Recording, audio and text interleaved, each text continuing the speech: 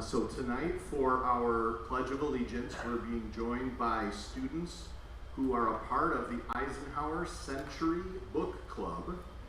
These, for our parents and guests, we travel as a Board of Education. We have 4 meetings a year, one at each of the schools, in addition to our regularly scheduled meetings at the district office. And so every time we visit the school, we invite students to lead us in the pledge and tell us a little bit about the program that they're representing. So thank you for bringing everybody.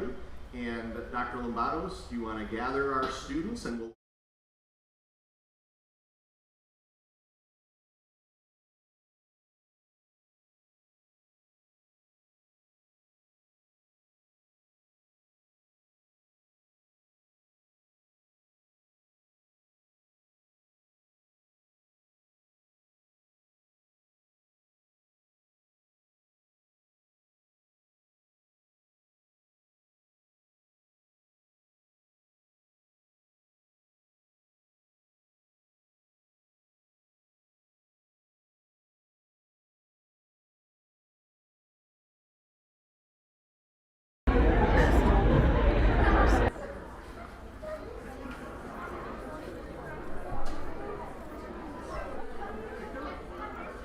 All right, friends, we're going to turn back around this way and we're going to use our reading skills and we're going to read the Pledge of Allegiance together, okay?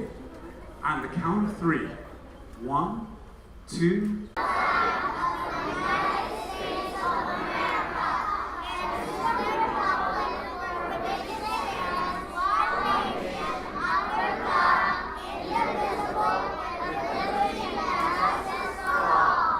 Wonderful job, friends. Wonderful job. At this point, we're going to have our classroom teachers come up, and they're going to hand you your certificates from the Board of Education for doing such a wonderful job reading 100 books. So classroom teachers, will have you come up into this arc area.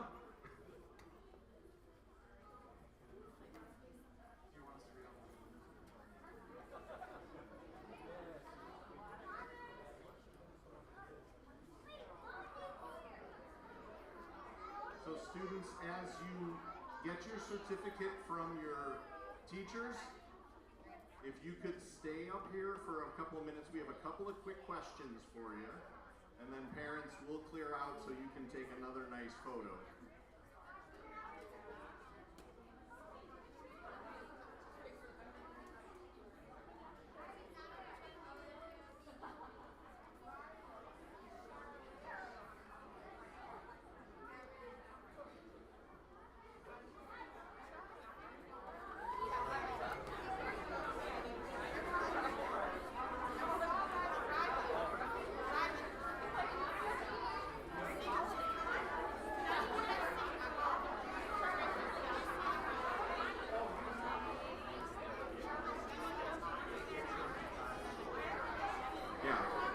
So now that the students have their certificates, if the students would stay up here, we're going to have you face the audience and we're going to take another couple of pictures.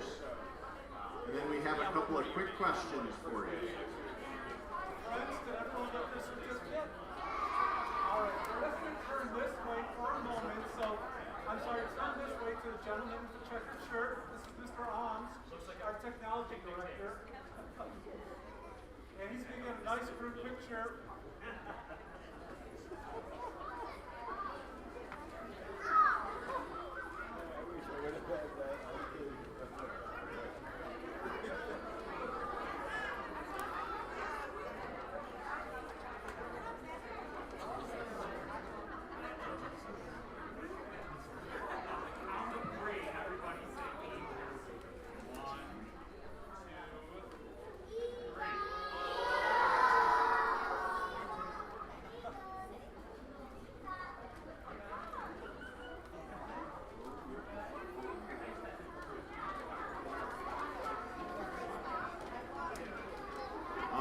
Students, if you could turn back around and face the board, we have a couple of questions for you.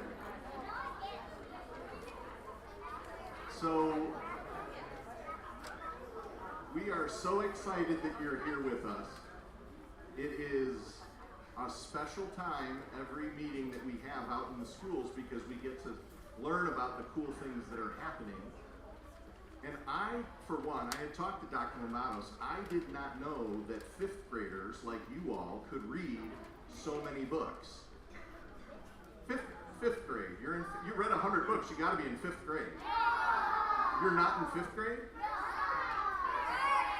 First grade and kindergarten?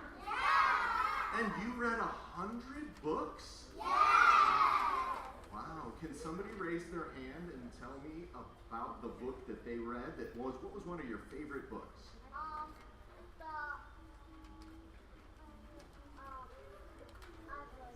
You forgot? Remember what the book was about? Or one of the books you liked? No? How about for you? Fancy Nancy, the Poison Ivy Expert? I've lived that book. Yeah. What was your favorite book? Which one? Pete the Cat. Hey, how about yours? All right. Stella?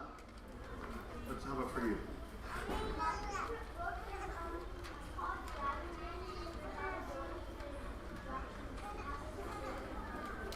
Dragon games about a boy who turned into a dragon. My wife sometimes says that I look like a dragon when I wake up and when I'm snoring while I'm sleeping. Our board members, do you have any questions for our student guests today? I have a question. I heard that there's something new outside. What? Was there something new that got put in this winter? Oh, I know. What? Trees and the leaf now. There's recently, that is something new. What else? A playground? How is the new playground? Yeah. I saw some pictures from today that we got to learn outside. Have you guys got to do any classes outside? No. Nothing? Oh. I know there was learning outside today. Yeah. Just checking. What else? Yeah? You guys will read outside. That's really cool. That's so cool. Okay, good. I'm allowed now. So when you go to the new playground, do you just sit there and read? Then how did you read 100 books? Oh, day by day. Oh, I thought it was just today 100 books. You guys read 100 books today? Today. How long did it take you to read 100 books? 99 days? Okay, that's a lot of days. 99 days to read 100 books. 20 days? You were That's a devouring. lot of fast reading. That's awesome. All right. Parents, raise your hand if you need another photo. Op, or are we okay? All right, boys and girls, thank you so much for joining us. Let's give these students a round of applause for their hard work. We love that you're reading. And if you guys can go on back to your seats, we're going to continue with our meeting. You get a lovely certificate for your refrigerator at home.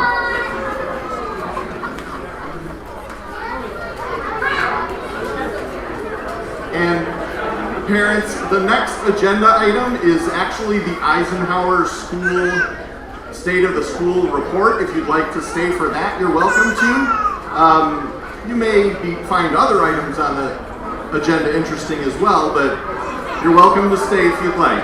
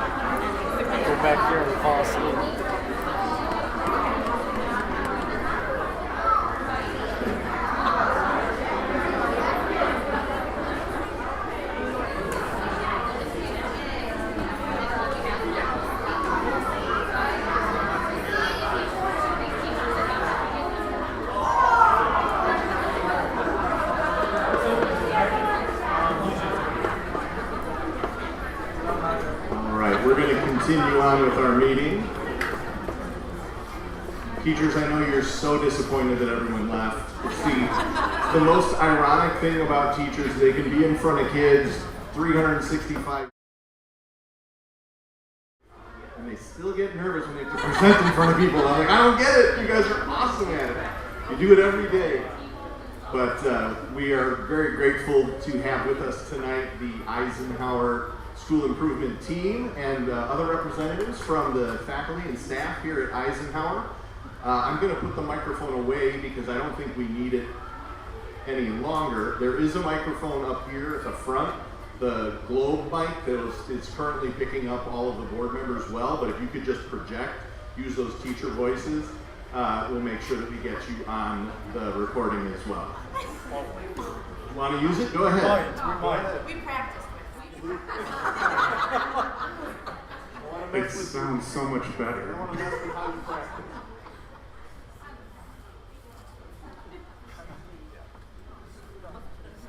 So welcome to our State of the School presentation. I want to introduce some of our team members. We have Ms. Nicole Berry, our early childhood team leader, Mrs. Sherry Grishaw, our kindergarten team leader, Mrs. Julie Mullaney, our first grade team leader, Ms. Herzog, our specialist team leader, Mrs. Lisa Schmidt, our instructional coach. I'm trying to remember everyone's title. Mrs. Christina Poufant, our LBS teacher, Mrs. Sue Talowitz, one of our ESP representatives, and Mr. Alex Ayala, he is our school psychologist for kindergarten and first grade, and Mrs. Shauna Hoots, she is our early childhood school psychologist. So tonight, we want to talk a little bit about where we're going as a school, where we've been, and if we want to go to maybe the next slide. Maybe the next one after. There we go. So this slide kind of has an interesting background. I saw Brian last month at the PTO meeting. And yeah, I know, selective memory, Brian, I get it. And Brian goes, "Hey, happy Hobbit Day, Luke." And I said, "What?" And he's like, "Happy Hobbit Day, dude." I'm like, "What's that about?" He's like, "Well, it's been 10 years since the Hobbit movie came out." And I said, "Really? That's really interesting, Brian. Glad I sat next to you." So Brian, kind of continues along this line of thinking and says, "Luke, I got a great idea. Next month at your board meeting, why don't you make an analogy and a metaphor to The Hobbit?" And, I'm just kind of looking at him like thinking, And I shared a few words of wisdom about keeping our crazy in check. And then Brian continued about, "Hey, better idea, dude. Sing the song." I said, "Sing the song? What are you talking about?" And he's like, "Sing it." I'm like, "No way." He's like, "I'll give you $50. I said, "Sure, all right." I said, "Which song?" And he's like, "Remember the 1977 cartoon by Rankin Bass called The Hobbit? There was a guy at the beginning of the movie whose name is, I think, Glenn Yarbrough. And he's this famous balladeer from American history, kind of like a Bob Dylan. And he had a very distinct way of singing. And the song goes a little like this. The greatest adventure is what lies ahead. And I know the staff can't wait for the Ike Pride song to come back one day. But the thing about this song and the thing about this picture is these are all our new staff members this year. And they represent these little hobbits for Brian's analogy. And I thought, what do hobbits do in these stories? They go on great adventures. They seek challenges and they look for great outcomes. And that is one of our most famous quotes from Robert Marzano. He's one of our meta-analysis and educational field. And he's worked with John Hattie on 3 tenets of what it means to be a school that shares a collective belief that if we all work together, we can make a difference in the lives of our children. And this is a great adventure of all of us. We live our little hobbit hole each day, and we come to work, and we share what we can do with each other and one another. And these 3 tenets are very simple. And I won't read everything, but I'll read the 3 bullet points. provide teachers with opportunities to build instructional knowledge, expertise, and effective systems of intervention. The second one is ensure that teachers collaborate with colleagues about teaching and learning. And finally, maintain a vision of success in which teachers are treated as sources of expertise. And when you think about the life of a hobbit, and you think about the life of a teacher, we do. We both go on great adventures each day. We leave our home, and we know we're going to impact the world. And the wonderful thing about hobbits is they have a very childlike mentality. Actually, in the books, they mirror what children would look like. And not to say that our staff are like children, but they have a very childish outlook on the world, full of hope, and full of energy, and full of love. And every day they make such a huge difference in the lives of our children. So, Brian, I hope that satisfies your hobbit metaphor. And we'll continue with the presentation now.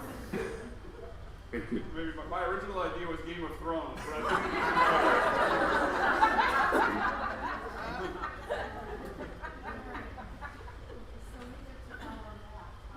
Sorry.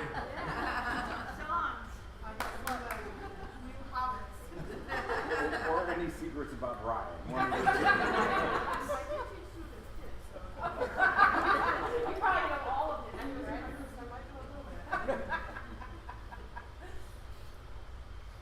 Whether it's supporting our field trips, volunteering to facilitate student learning at centers or stations, coming in as mystery reader parents, putting together wonderful classroom parties, or coming out for one of our many family engagement events, our parents are more involved than us. And if you look at our data from our 5 essential surveys and the things that we've done over the past 5 years with the strategic plan that we're coming to an end with right now, and the things that we've done with our collaborative instructional planning, our visible learning walks where we got a chance to get inside each other's classrooms and talk a little bit about what was going on, as well as the new MTSS process, we feel that our staff is really well set, well positioned to continue on for the next 5 years, the new strategic plan, to enhance the professional learning communities that we've built so far. And we plan to do that through aligning our curriculum lesson planning some more, to continue to review our assessment data, as well as looking at the instructional engagement strategies for our students. As team leaders, we are embedding adaptive schools training not only in our building, department, and grade level teamwork, but also seeing the benefits of using such strategies and scaffoldings within our own instructional practices and classroom activities.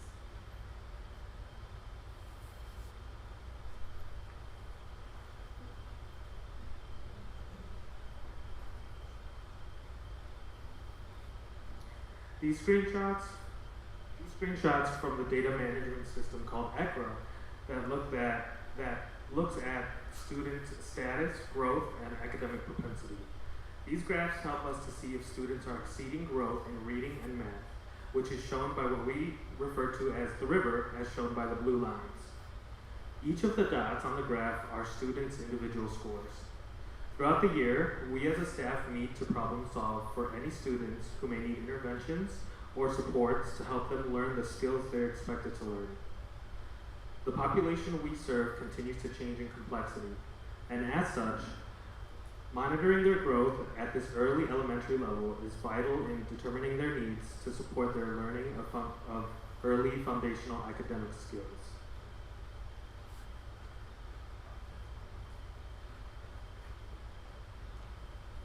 Whether it's having daily classroom meetings to reflect upon our day, a second step lesson, or working collaboratively with our friends in a flexible learning environment, our students benefit from how my colleagues work on developing all students' voices and discussion skills. Students are part of carefully crafted learning environments that foster well-rounded early learners who are emotionally and academically prepared for success. As a district, we have been exploring a new social studies curriculum. Here at Eisenhower, kindergarten and first grade students are utilizing the new Into Reading ELA curriculum, which has the majority of the state social studies standards embedded within the literature selections and lessons.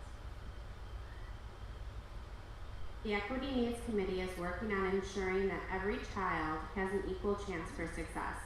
This requires understanding the unique challenges and barriers students face and how we can provide additional support and develop systems such as MTSS that ensure their success. One benefit of my job, like Lisa's, is that I have the opportunity to work alongside and co-teach with all of my colleagues. I can't tell you the level of communication, sharing, and commitment that goes into planning, differentiating, and personalizing learning for all of our students. As the Eisenhower instructional coach, I, like Christina, am fortunate to be able to collaboratively plan with my colleagues, all of whom are dedicated and passionate child-centered professionals. Our new ELA curriculum, Into Reading, has been and continues to be a great opportunity for our teams to be innovative in developing ways in which to approach the literacy standards while always keeping student engagement at the forefront of mastering any given concept or skill. It's an exciting time to be in education and have a role that supports classroom learning and how we approach student relationship building, differentiation, effective feedback, discussion and questioning strategies, and cooperative learning activities. Working alongside my colleagues not only brings a smile to my face each day, but it's our collaboration, camaraderie, and relationships with one another that is expressed in the dynamic learning environments we've designed for our students.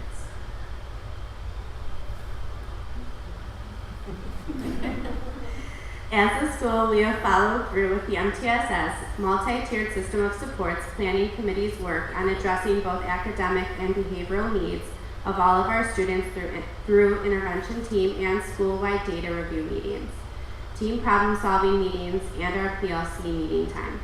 A large part of our MTSS work is transforming how our teams approach their professional learning community time and how we reflect and inform instructional decisions based upon individual student needs. Our collective strength as both teams and as a school comes through our promise to one another to ensure that we are not only being equitable in addressing our students' individual needs, but that we are also challenging one another's thinking about how we engage and differentiate to meet the needs of all of our students.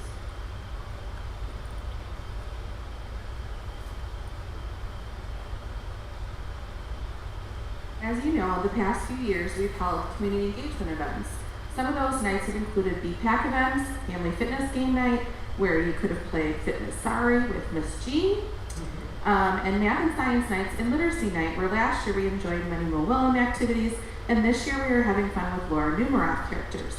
If you didn't get to come last Wednesday, feel free to stop by tomorrow night to make a moose happy end, okay? These activities have been for both kindergarten and first grade families. This year, we have expanded our family engagement opportunities and we love all the participation. We have added beginning of the year play dates for early childhood and kindergarten, as well as Thanksgiving feasts and a winter concert night for our early childhood families. District-wide, there has been a great response to our Fall Fest, Family Heritage Night, and coming soon, end of the year ice cream social. Hopefully your families are able to join us at one of these events. We share the information about these engagement activities through Seesaw, Twitter, and through our school newsletters, so make sure you keep up to date.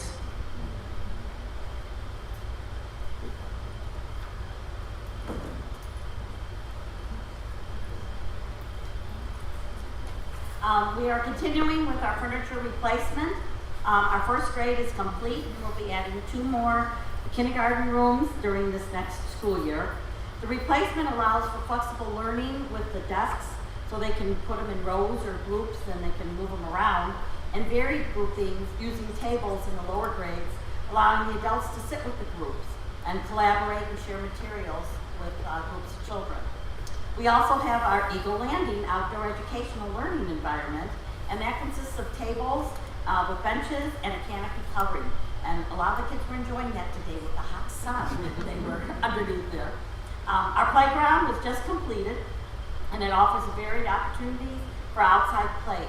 Our early childhood students love the sensory and music additions. The revised merry-go-round allows for some physical input for our special education students, as well as being enjoyed by all EC kindergarten and first graders. They also enjoy the varied opportunities to climb, slide, as well as to have a lot of imaginative play. And they also love the mirrors, kind of like the old circus mirrors. You see them standing there, but they enjoy that. Although the referendum didn't pass, we're so grateful to the board and the community for their support in expanding our facilities, expanding our early childhood program, and working to support full-day kindergarten. A heartfelt thank you for all of the hard work that went into planning for the referendum. We are excited to continue our strategic planning to consider our options for addressing these needs at Eisenhower and throughout the district. Because of your partnership, we continue to be proud to be D23. And on that note, just want to finish up with saying thank you to the board. If we could have our staff come up here just for a moment. Because we know you all put yourselves out there. Don did a tremendous amount of work with all the community forums and meetings, and I know you did a lot of planning work. But the idea behind it all too, I mean, we can't help but notice that most of it was going to benefit Eisenhower, obviously. At least that's how we saw it. So I guess on a collective 3, we'll say thank you. 1, 2, 3. Thank you.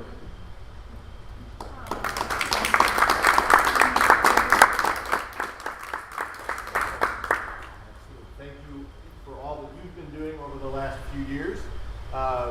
We appreciate your time in creating the presentation. Board members have any questions or comments? I just want to say, as a parent of an Eisenhower student, it's really cool to sit on this side and hear the passion that comes through when you guys talk about them, and knowing that like our littlest friends are so well cared for when they come to school, and it's just so awesome. Like every year I come in and I'm like blown away by your presentations. Like you guys just do such a good job. And I am very proud to know a lot of you as educators and in person, like you guys just do such good work. So thank you. Thank you very much. We have a chock full agenda yet to go. Our social studies committee friends are going to be here for a while. You're welcome to stay if you'd like as well. Otherwise, we'll continue on, but thank you very much for participating tonight. No, thank you, thank you. You know, we have a kindergarten reading night tomorrow night, so I think we'll get some rest. Yeah. Help me make the boots happy.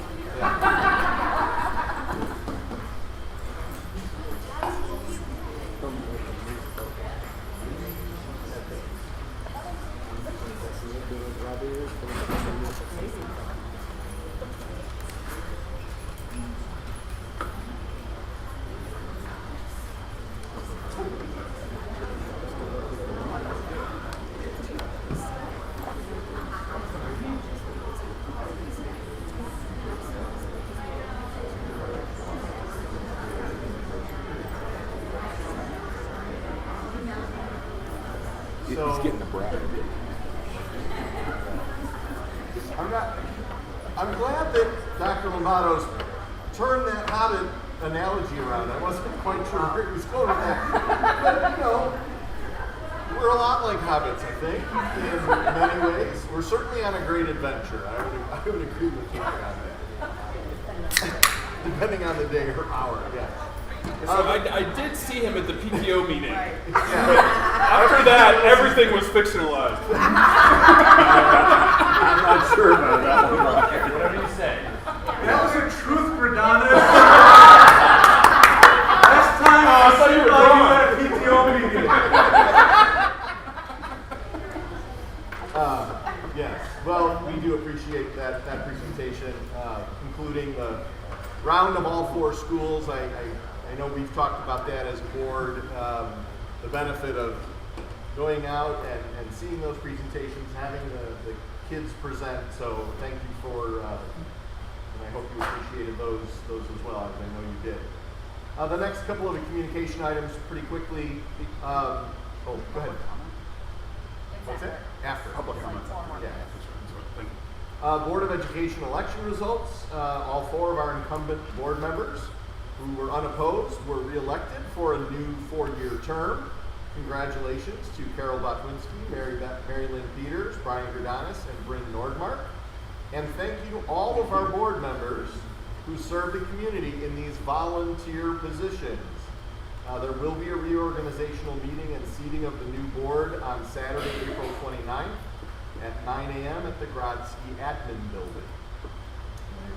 Repeat that these are volunteer positions. I know, there's often confusion about that. For the community and public record, just again sharing the update on referendum question. It was placed on the April 4th ballot. That was unsuccessful, unfortunately. Unofficial results identified 46% of voters in support and 54% opposed. We'd like to thank the Yes D23 Community Advocacy Group and all those who contributed their time in communicating and encouraging support for these efforts. While we were disappointed in the results, we respect the process and the voice of our community. We will address our ongoing safety, facility, and program needs through our strategic plan and regroup as we determine next steps. We'll be likely announcing that strategic plan sometime in June.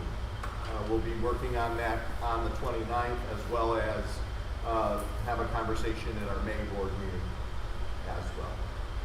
April is Volunteer Appreciation Month, and we thank all of our PTO and representatives who share their time and resources with District 23 supporting our students and staff.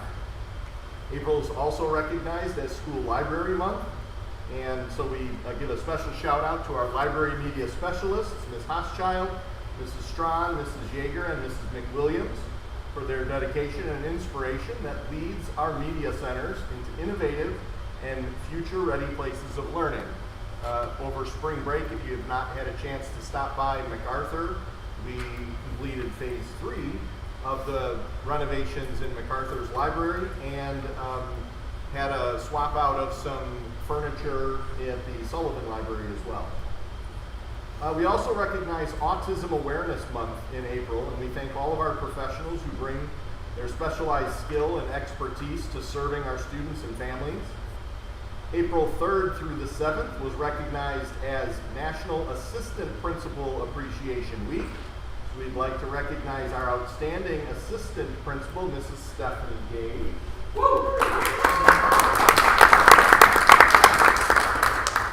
And last but not least, in early May, we celebrate Teacher Appreciation and Nurse Appreciation Week.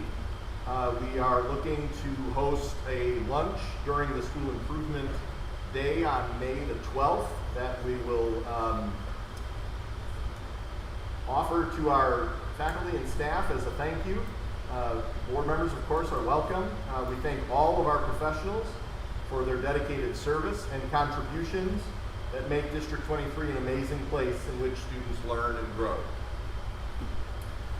We have a district-wide staff meeting. It'll be our retirement recognition event on Monday, May the 22nd from 3 until 4 p.m. at MacArthur. You're all invited, of course, to honor our colleagues and retirees. Just again, a public announcement that our registration for the 2023-24 school year is open. That is happening via SnapCode directly online, and we will issue fees and process that later in the summer, starting on July 1st. But we are encouraging all of our families to register for next school year by May. Register today, don't delay. And lastly, a more recent addition to our calendar, we were contacted by a representative, Illinois State Representative Mary Beth Canty, asking for an opportunity to come in and tour the facilities now, as she is our representative for this area. And so she will be here on this Friday, the 14th. We're starting here at Eisenhower, and we'll visit each of the campuses and schools just to share the good work that's being done. And those are my communication items.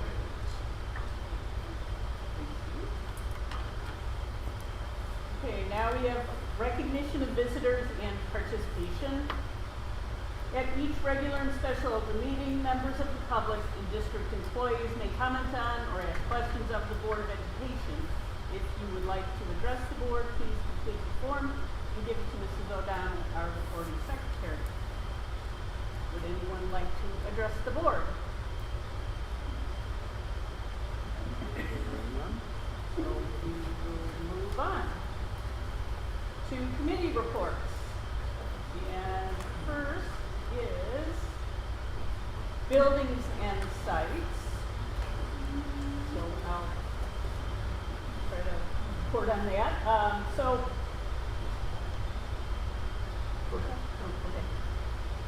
At the Buildings and Sites meeting, we talked briefly about the process for replacing Mike Zaya, and at the time of this meeting. Interviews are scheduled, first round interviews are tomorrow. Okay, so that's moving along. And you think that we should have someone by May? We'll have definitely by the May board meeting, we'll probably have a candidate that we'll reach out to the board about earlier than the board packet is released. So. Okay, great. And then Mike Zaya did a summary of the work that took place during spring break. So some of those were completed window washing and dusting in all spaces in the district. Honeywell did their fire alarm testing. There's an inspection of the Sullivan sanitary line. You remember that there was a problem there. Apparently they've identified more problems. So those will be examined, and they'll figure out a plan of action for the summer. That'll be part of summer works. There were repairs to the cinder block wall at the Ross Sullivan Gym. Projectors were hung here at Eisenhower, getting ready for the summer work of replacing those. Evacuation maps were updated at all schools. Some of the bathroom stall locks that had kind of gotten old and weren't working at Sullivan, those were replaced. There was power washing of Mac courtyard swings. And the Eisenhower shade structure here that had been hit by the snowplow was repaired. What happened? It had a little. I mean, how big of a project was this? Oh, it was knocked over. It was a big. No, it wasn't knocked over, but it was damaged, and so the plow company paid for all the repairs to reset the post. And we installed some bollards in front to hopefully prevent that from happening again. The only car really that drives back there is the snow plow. So, and the ice cream truck on May 25th, right? Or when my children try to convince me to do it, so I don't have to walk so far. Yeah. I've told them that. So far. Yes. Right. Then next at the meeting, there was a report on the appraisal for Carousel Park. If you remember, we had a joint agreement with Arlington Heights Park District that has expired over the pandemic. So now that things are kind of back in operation, we went ahead and had an appraisal done on that property, and it came back with an estimated land value of between $1,050,000 and $1.3 million. And they're saying likely at this point in time it would get about $1.1 million. So, but that's as far as it is. There's no further discussion about what we're doing with it or how that progresses. So the appraisal is complete. The gymnasium painting goods which are on the agenda, talked about that. The Honeywell building performance service agreement, talked about the renewal that's coming up for that. And we also talked a bit about forming the Joint Construction Committee, which we had in place last summer, so that there's more oversight or review of change orders and spending and that kind of stuff. And my take on that was that typically we have a representative from buildings and sites and one from finance that are on that committee. And since the board is going to be reseated and committees will be redone, that'll take place after all that. So that's buildings and sites for the board. And next is finance. Finance, we met in early April. It seems like it was forever ago, but we went through many of the things. So there'll be a couple things that I'm gonna add, and then I'm just gonna say ditto for the rest of what Carol said. So, oh, you're good. We talked about the preliminary budget guidelines and the budget calendar, which is part of our package tonight. Carousel Park, the gymnasium. Which is also part of your package, is the NSSEO preliminary budget, insurance renewal rates. We had some good constructive conversation about that, and some ideas were raised about, is there a way that we can lower the insurance in certain cases. We discussed Honeywell and us doing the renewal there. We did obviously our financial overview of where we stand and everything like that. That was a good presentation there. And then we talked about our joint construction committee. And that's all, folks. Thank you. So next is NSSEO. And the NSSEO meeting was last week. It started early so that there'd be a chance to introduce and welcome Dr. Meg Schnur, who's the new superintendent for NSSEO. This is there. Reader. So Anna Klinkowitz, who's the president of the NSSEO board, gave some welcoming remarks, as did Dr. Hackett. And Dr. Schnur says she is looking forward to officially joining the organization and has already visited some of the programs and will continue to do so until she takes over in July. There was a moment of silence for a former NSSEO student from D214, Evelyn Flores. I didn't know her personally, but it strikes me that I've been to many NSSEO board meetings, and this is something that is, in my mind, unique to NSSEO. This is not an uncommon occurrence for students to pass away, and so put that out there so people know. Shining Stars, there were two high school students, one from 211 and 214, that are part of the transition program, so that was highlighted. There is the new transition specialist for NSSEO that will work with District 211 students, was announced. That is Nicole Visconti. We had some highlights about legislative issues. Judy pointed out that there were over 300 bills affecting education introduced in this session in the Illinois Assembly. And several dozen of those had to do specifically with special ed.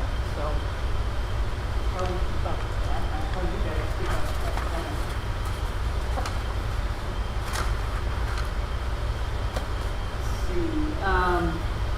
Also, she announced that the Illinois Service Resource Center, which is operated through NSSEO and supports students and families and students with vision and hearing impairments, will be moving into the new District 21 administration building.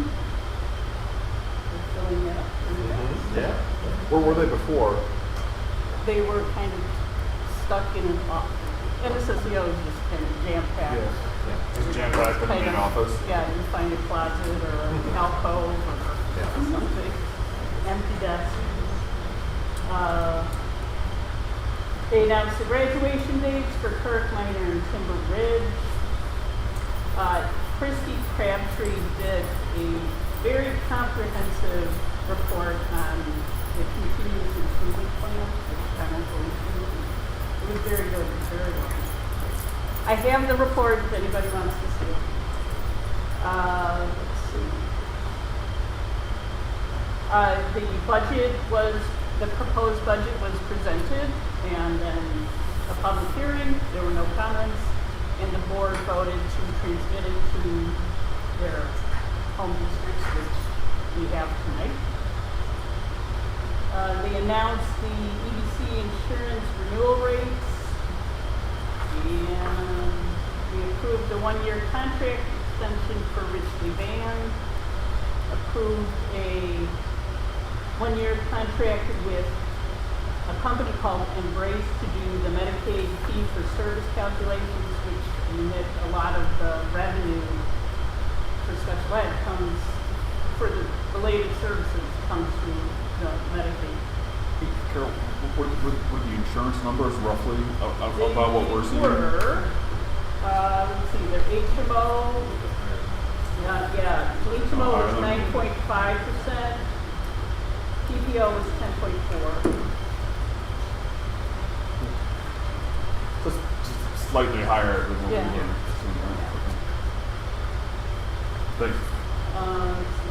And the board approved a contract agreement with Infinitec, who has been the assistant tech, they're kind of like the assistant tech operation for special needs. So that's it. And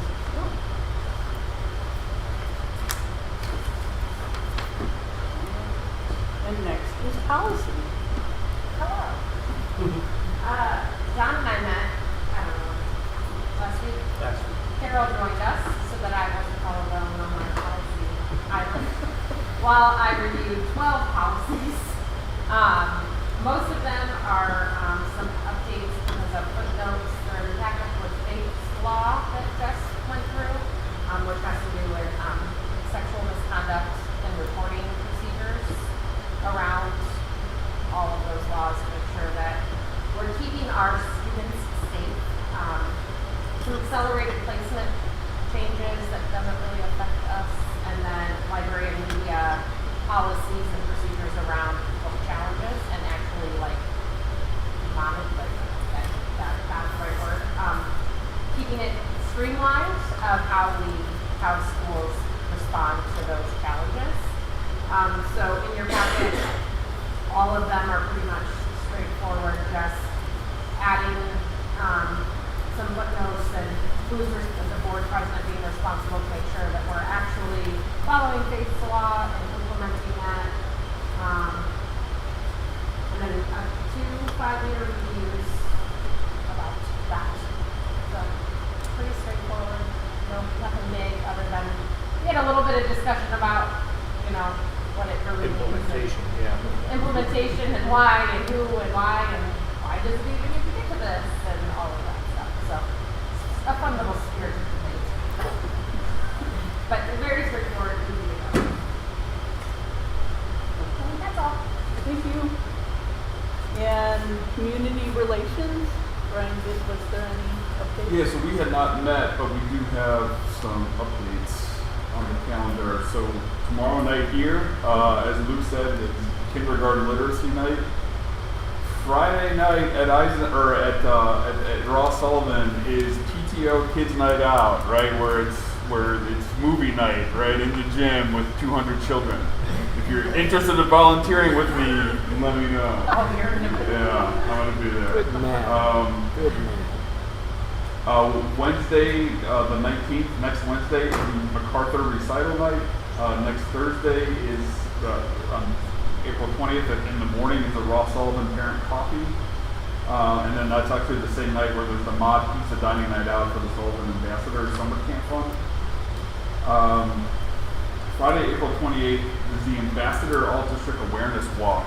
Well, I don't know the details of that. Yeah, so that's you'll recall we transitioned our fundraising efforts, instead of them being in different pockets at different schools, to being more district-wide, so that they're led by a particular school, but then engages the entire district. So the Sullivan Ambassadors students selected environmental awareness as their theme. They are researching ways that kids can become active and engaged. They are creating videos that then will be shown to all of the rest of their classmates across the district. And then, just as a part of building an awareness and really trying to connect kids to what they can do to be of service, rather than any kind of fundraiser. So there's no fundraising connected with this drive. It really is about awareness of these issues, and whether it's helping with picking up trash in your community, or whether it's, you know, being aware of recycling efforts, or whether it's helping out in the nature preserves. There are a variety of different projects or activities that kids can get engaged in. And so the Sullivan Ambassador leadership worked with the students to identify these projects, and then the kids are actually doing the presentations to their peers. And then just on that 28th is there's going to be a small walk here in Eisenhower, and then in the afternoon it's a smaller walk around MacArthur and just out and about 2 blocks into the community and then back in the neighborhood. Yeah. Great. Wednesday, May 3rd is the Sullivan Orchestra concert. Thursday, May 4th is Ross Literacy Night. Wednesday, May 10th is the board meeting and MacArthur Orchestra concert. You have to divide yourself again. into 2. Well, I may need to bail on that one for a few minutes, because I do need to make it to at least one orchestra concert this year. Thursday and Friday, May 11th and 12th, is the MacArthur musical. I know that a ton of kids have been working really hard on that. May 12th, as Don mentioned earlier, is the Teacher Appreciation Day lunch.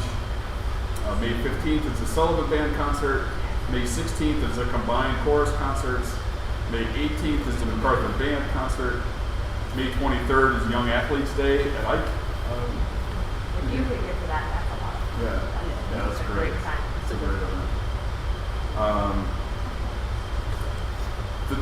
May 25th is the end of the year celebration, and then is that what's going to be here? It's going to be here. It is sort of the, what are we calling it?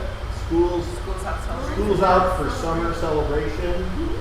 In partnership with the PTO, it's going to be a Kona Ice, kind of a Bacta Rock, kind of festive, similar to what was done last year. May 26th is the 8th grade parade. If you haven't seen that, it's a really cool event that they've started doing the last couple of years, and that's really neat to be able to come out and see that. And most of the kids in the district will be out cheering on the 8th graders from the last week of school.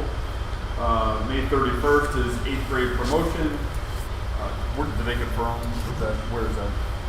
Wheeling. Is that Wheeling? Wheeling, yeah. 8th grade promotion in Wheeling, and then Friday, June 2nd is the last day of school. And then I think that was everything. Just again, May 22nd, which wasn't on, but that May 22nd and 3 to 4 is a retirement celebration. Yes. Is that here? That's at MacArthur. That's a Mac. Okay. Yeah, the board update as well. Yep. So that was it. All right. Thank you. Okay, next is the consent agenda. So tonight's consent agenda includes approval of minutes from the special meeting on March 2nd, regular meeting and executive session on March 8th, a disposal form for outdated curriculum materials, and the personnel report. Michelle, did we also include, I did not add them, listed here, but are the January 11th minutes also? Yes. Great.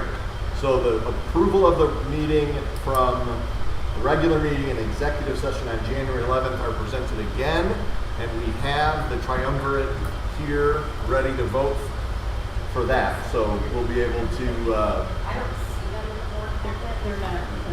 they're not listed as an A, B, C, D, or E, but they're attached. Okay. So we can split them out. Yeah, we can split them out if we want to do, let's do the minutes of January 11th, the regular and executive session minutes meeting as one motion. And then people can abstain or vote for that. No, it was Jim, Brian, Carol, and Becky. Yeah, that was the four and everything. And I missed it. Right, yeah. That's why we couldn't do it. Exactly. So I'm doing January 11th But first. Let's do January 11th. do January 11th. Regular first. meeting and executive session from January 11th. Table is functioning right now. Then I'm going to confuse your world after that. What did you say? Then I'm going to confuse your world after that because I need to do. Let's just focus on one thing. Well, you can abstain. Yeah, I could just do that and be done. Okay. Go ahead. It's just I'm easier. ready for January. I move to approve the January 11th regular and executive session minutes as presented. Second. Moved by Becky, seconded by Brian. Roll call, please. Okay. Mr. Bednar. Yes. Mr. Verdanis. Yes. Mrs. McLean. Yes. Mr. Nordmark. Abstain. Mr. Novak. Abstain. Mrs. Rutlinski. Yes. Okay. Motion passed. 4 yes. 402. Abstain.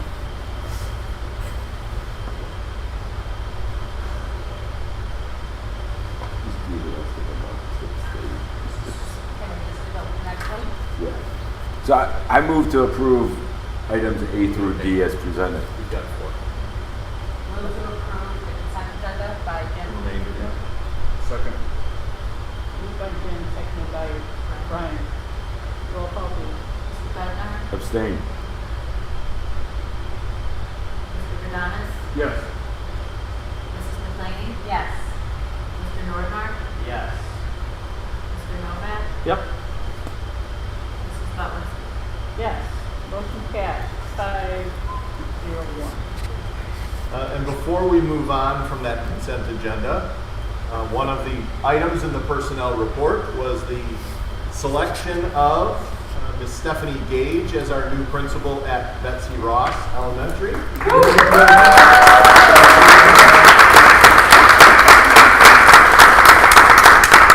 Stephanie, she had to keep her remarks under 20 minutes. I panicked. Are you going to sing about hobbits? Yes. I was like, why have to follow that? So, it's wow. It's like a perfect fit. It's like I went through this and I wasn't sure kind of at the end of last year, like what was happening in my life, what I was going to do, was I leaving education, came to Mac and kind of thought, wow, but it's been 9 months and I feel like I'm with my family. So then I had to share with the staff that I had interviewed for the role of principal at Ross, and I am inheriting a phenomenal team. I am also walking away from my cousins at Mac, but what a perfect fit. I taught 4th and 5th grade for 19 years, AP in a middle school for 4 years, and now I get to visit our 2nd and 3rd graders, and Craig is awesome. Phenomenal. The team is, and so I'm just excited. I don't know that everything could just have fit more perfectly in my life at this time. So it just felt like all that uncertainty that I had about a year ago, whether or not I should even remain as an educator. And this year it's just like, wow. So I couldn't have done it without phenomenal colleagues, the administrative team, the board, and my family. I come from an awesome family who supports me. They are at home watching. They are very encouraged, and they as well have been like, this is your kid. Like this is it. So I'm excited and thank you.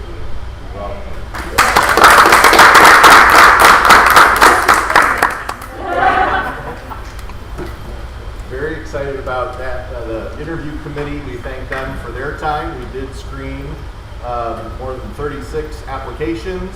We brought 3 candidates forward for an interview process with the teams and selected Ms. Gage, of course. So we will post tomorrow for an assistant principal vacancy at MacArthur, and we'll keep the board updated on that process as we go moving forward.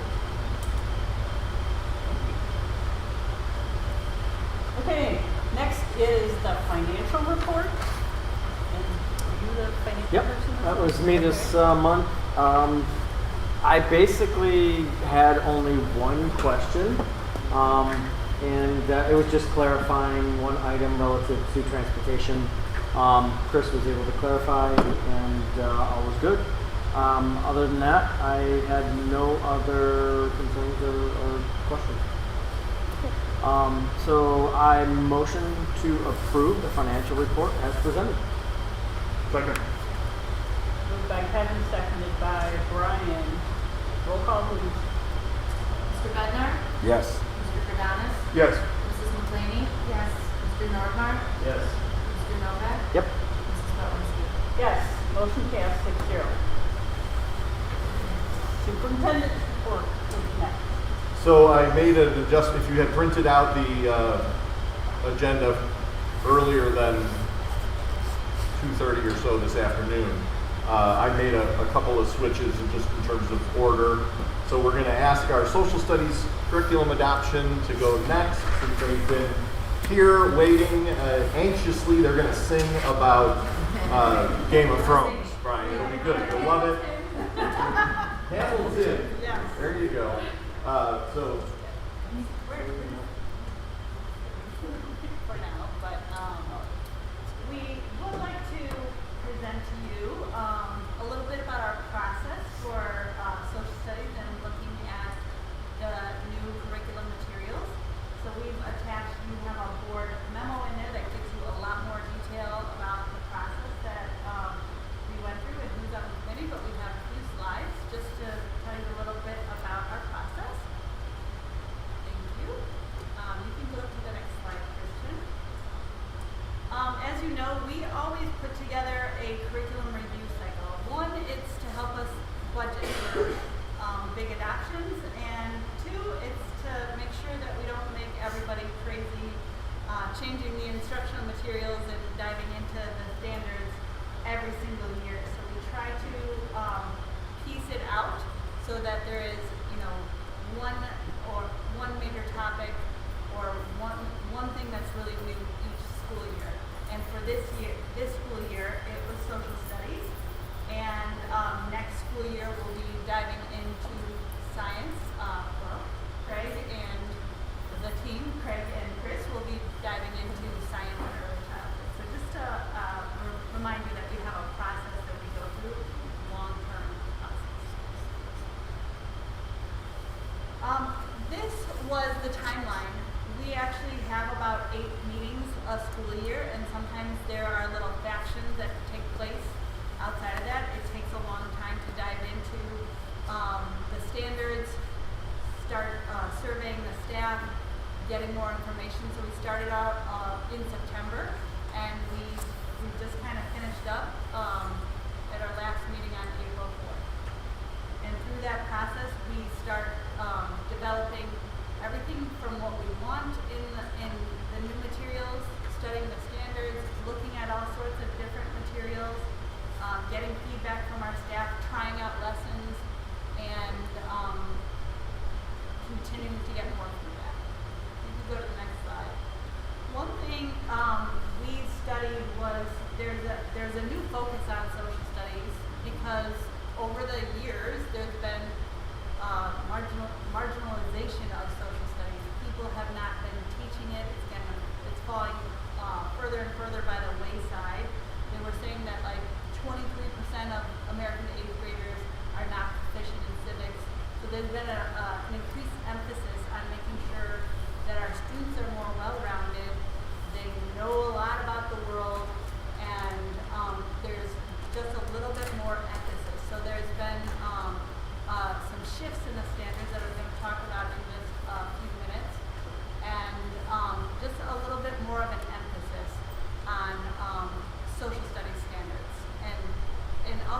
us to, they not only have been putting some mandates in for Illinois mandates of making sure that we're teaching civics and everything, but also re-emphasizing how these are tied to other subject areas.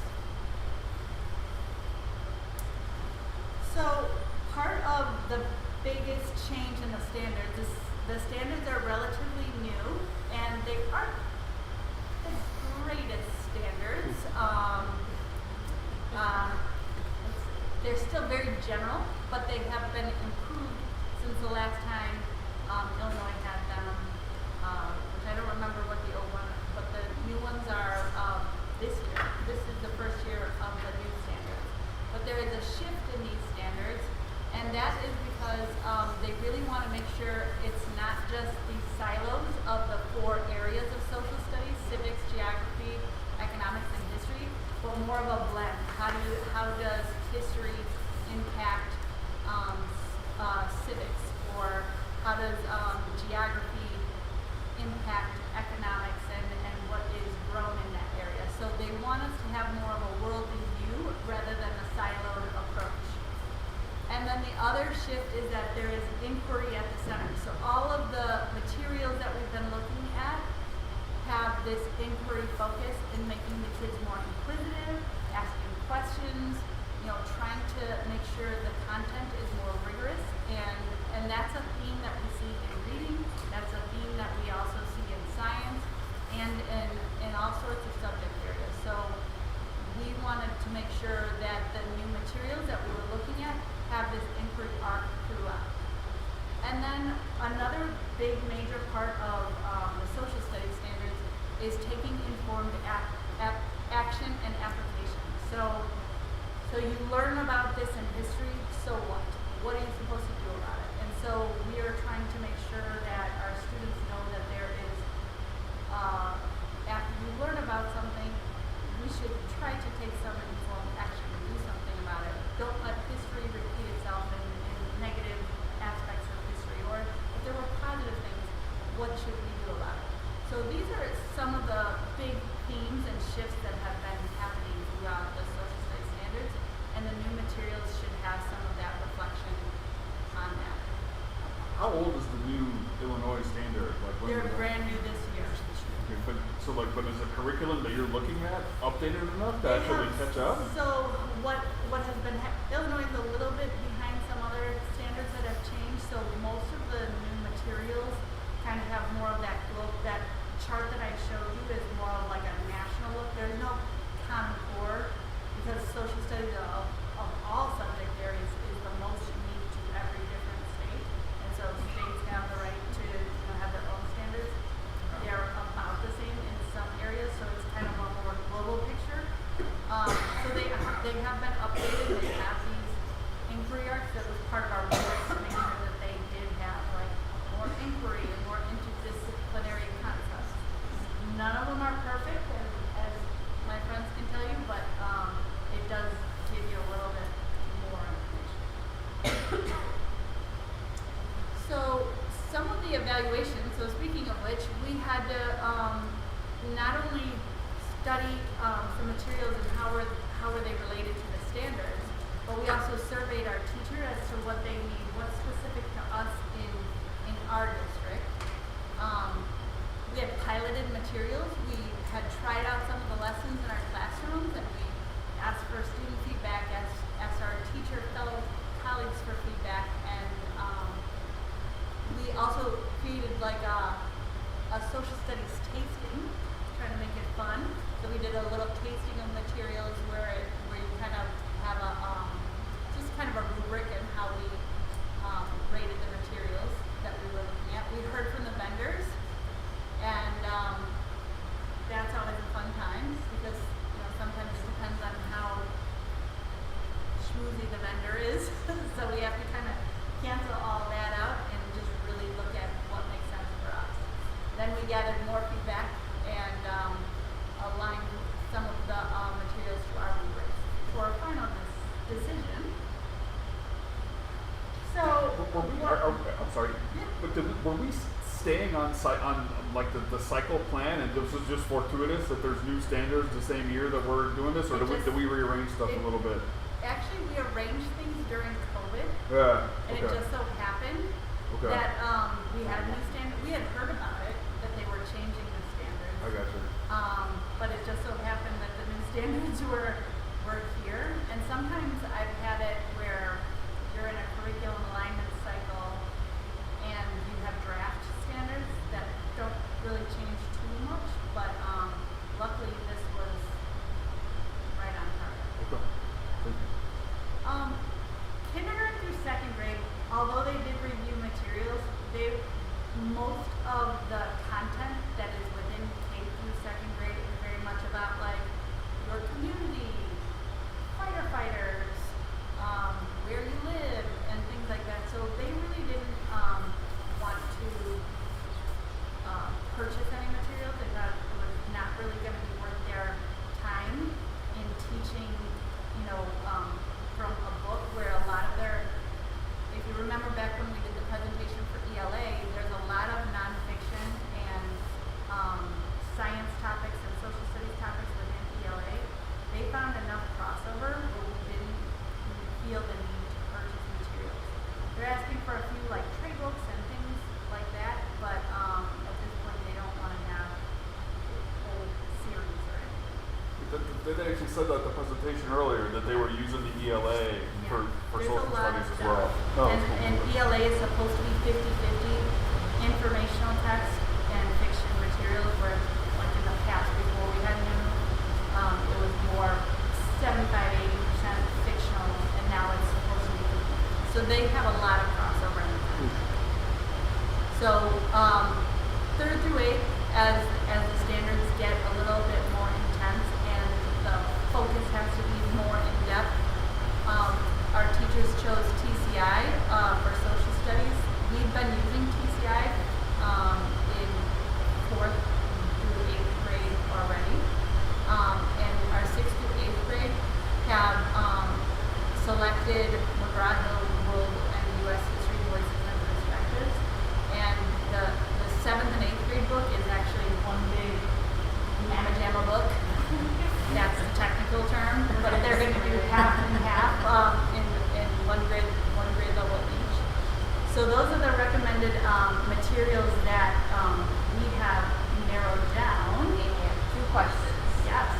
The first one is there a reason we decided to add the 3rd grade in, since we were always 4-8, and now we're going to kind of schmoop it, that's a technical term, schmoop it, and add those 3rd graders Yes. as well? The 3rd grade team, like I said, the standards get a little bit more intense as you go up in the grade levels. The 3rd grade team thought it was a little bit too much for the crossover piece, although there is some. There's just not enough. They would have to do a lot more supplementing, and so they felt a little bit more, like Pete said, even though you have some of this in your reading materials, you still have to go back to some of those different inquiry arcs. So maybe you're reading a story about something, you still should have that inquiry arc at the center, or try to embed that interdisciplinary concept within your materials. So you might have to add to your lessons. And so they'll be doing some summer planning over the summer, and they've been doing a little bit during our social studies time. Okay, then my next question, and you might not know the answer. I like that. It's okay. But this having one text for 7th and 8th, you know where I'm going. I saw the smile. I saw you hide behind Chris. It's fine. No, like what? Can you tell me a little bit about like 7th and 8th grade using one text? What if a kid moves in? What if a kid moves out? What about? I hear you. I see you. I can actually kind of. I think about like all of that, right? Like Yeah. So really, as we looked at the 6th to 8th grade team, there were a lot of lacking pieces with TCI to make it accessible to all of our students. And when we looked at the TCI, the newer TCI, it really just lacked the pieces that we needed to make it accessible for all of our different types of students. And we really looked into inquiry. This text had much more inquiry-based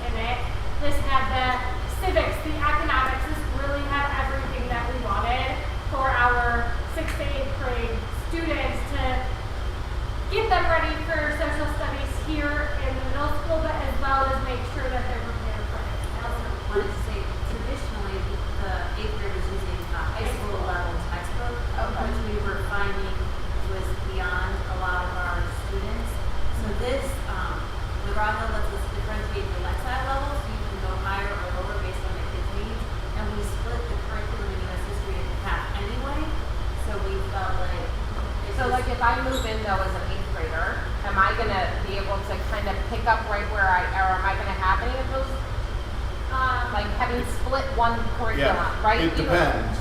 I mean, we already have that based on where kids may move in, but traditionally we've done U.S. history over 7th and 8th grade. This will actually be nice. And that's pretty standard. Used to be that we were, 8th grade was all just U.S. history and then 7th was geography. So we've traditionally gone from exploration and Native Americans to through the end of the Civil War, and then 8th grade would pick up at Reconstruction and continue. Okay. So that was the way it had been, and that will stay the same. We'll still continue to do the federal constitution in 7th grade, the Illinois Constitution in 8th. And that's pretty common across the state of I just Illinois. was just thinking about that, right? Like as we. But we do always have some, especially when kids come from other states. Right. They're And like, you have no clue, right? I don't know. Illinois what? I don't know where you're at. Using the TCI from the elementary level, some of the projects tended to be similar. So kids would be like, well, we did this in 5th grade, or this is a repeat. This is giving us an opportunity to amp up the rigor and inquiry-based piece. There's lots of different choices that tie into English and language arts as well. So it's just fits better. That's awesome. And I know Brian asked this when we were doing the ELA curriculum. Do we feel like, because when we were looking at 2 different things for ELA, for the little guys and the bigger guys, do we feel that they talk well enough to each other that our 6th graders are like, you know what I'm saying? Right? Like That articulate, it's really more important that our teachers are talking to each other than having the textbooks aligned. We run it to empower, that's a big part of the process is always like, we would love to all be on the same page, but rather than force something that doesn't fit for one group or another, the trade-off of we're going to use different materials, but the materials are more engaging, more appropriate, more accessible for the students. That just means that our teachers have to stay aligned in their communication more so than this textbook leads directly into the next. Well, and McGraw-Hill does both. They do study sync as well, which is what we have for ELA. So it's not going to look the same because we were afraid of that. We were afraid, oh my goodness, we don't want the kids to get like too much in the same format. So it's the same company, but it's presented in a much different way online. And I also want to mention, Amy did an amazing job at the start of our committee work of having whatever grades it was K through 8, and we literally walked around, we figured out who teaches what, we talked about how would we make sure that we're going across all grade levels to truly make sure that we're a little bit more cohesive with our teaching. That's great. Thank you guys. See you later. The fact that she let us each pick what we needed based on the middle school and the elementary school, I mean, one of us was going to have to compromise, and we still ended up getting what we felt was the best for the kids. That's awesome. Thank you for this answering all my questions.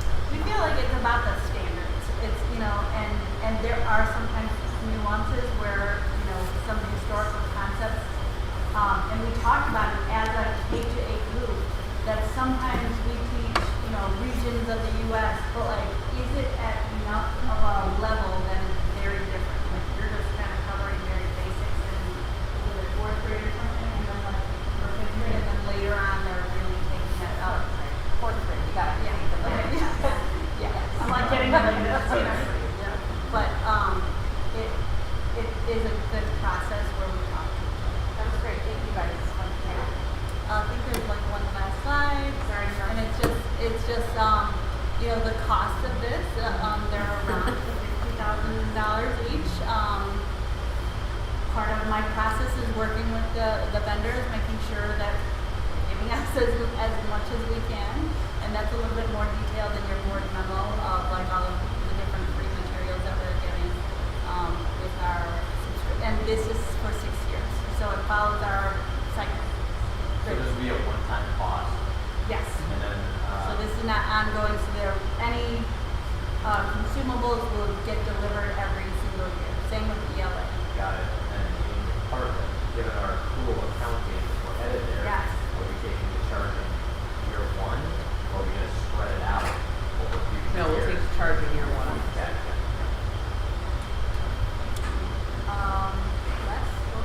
Or any other questions about I I mean, I think just like to Becky's question on, you know, kind of that transition from Sullivan to from Sullivan to Mac when you're kind of changing vendors. I mean, are TCI or McGraw Hill like? I guess I have an 8th grader who does all her science homework on her iPad, right? And it's just funny to kind of, but like, is one of them more like book driven versus app driven, or does it feel about like the same? They feel about equivalent, like book versus device. I'll start and then I'd like for my friends to chime in, but like most of what we do is both. You have to have like, one of the things we're trying to get away from is everything being on the screen all the time, but we like to have a book and we like to have access to it in case you forget your book, or you don't, sometimes that Does it feed into the differentiation too? Huh? Does it feed into the differentiation? It does feed into the differentiation. Some that are on the screen. I was going to say that I actually asked Amy to be part of this committee for that specific reasoning, and that is actually kind of the reasoning why we chose this social studies curriculum was for the differentiation, so that every single student, EL, SPED, general ed, everybody of all varying needs can make sure they access this curriculum. And I think the nice thing about middle school is we are going to be receiving some textbooks through our McGraw-Hill. But a lot of the stuff is online, but it's also a paper-based too. So just like how StudySync is right now for our ELA curriculum, there's a paper book as well as the online we can kind of choose within. But the nice thing, once you're in middle school, especially 8th grade, we want to teach them those skills. We also, they're able to take those iPads home and just go on their social studies book there instead of having to carry the 50,000-pound backpacks we used to have to.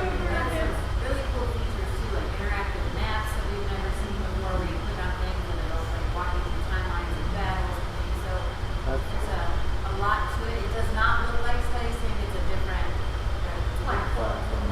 So that was a relief, so that it's And I think not just the text is differentiated, but the actual lessons. And I think that was what like really the selling point for us was. You're trying to get kids to get through the content and pass the concentration test. We got the resources now to better meet their needs. I have to say, first thing, your enthusiasm is contagious. And we both asked to be on this. Yeah. But also, you know, I'm glad to hear that the standards, even though they're not changing a lot, they're more interdisciplinary and you know, I think back to two things. Jay Leno. Yes. Right. When he goes on the street, and asks questions of people, and it was supposed to be funny, and I found it just disturbing. Basic things. Anyone that does that. The current You president. don't wonder the country is like crazy. You did say that last. I just said that. I'm like, I don't want any of our kids to be those kids. You know, Right, that and don't the know other anything. thing is Sandra Day O'Connor, the first woman on the Supreme Court. This was her thing. Civics was her thing. And so, you know, if this can get our kids to be good citizens, knowledgeable people, you know, able to look at the world from, you know, various points of view. One of the things that I really loved was it ties it to the present. So if you're spending a unit on conflict or World War I or World War II, it does make an effort to connect it to things that are happening in the present, which I think makes it a lot more meaningful for kids. It's not this is old white American. This is what we learned. This is how we. Carol, I'm gonna tie Jay Leno today. Yeah. Are you smarter than a 5th grader? Right. Well. I mean, watch that show and it's kind of like, right? Like, I'll tie it all together. Yeah. Go to that. Bring it up to date. Bring it up to date. Amy, I think we need to get a couple television cameras and a couple microphones. And just do our and, own. and we do testing of the kids Right. there, so that if they're ever on the street, they're good. Correct. I have a good group of students. See, and you can make that interdiscipline So too. like a family fun fest, do like a Are You Smarter Than a Math Kid? And like do like a little kind No, we don't embarrass anybody. board members. up Board for- members are not allowed to participate.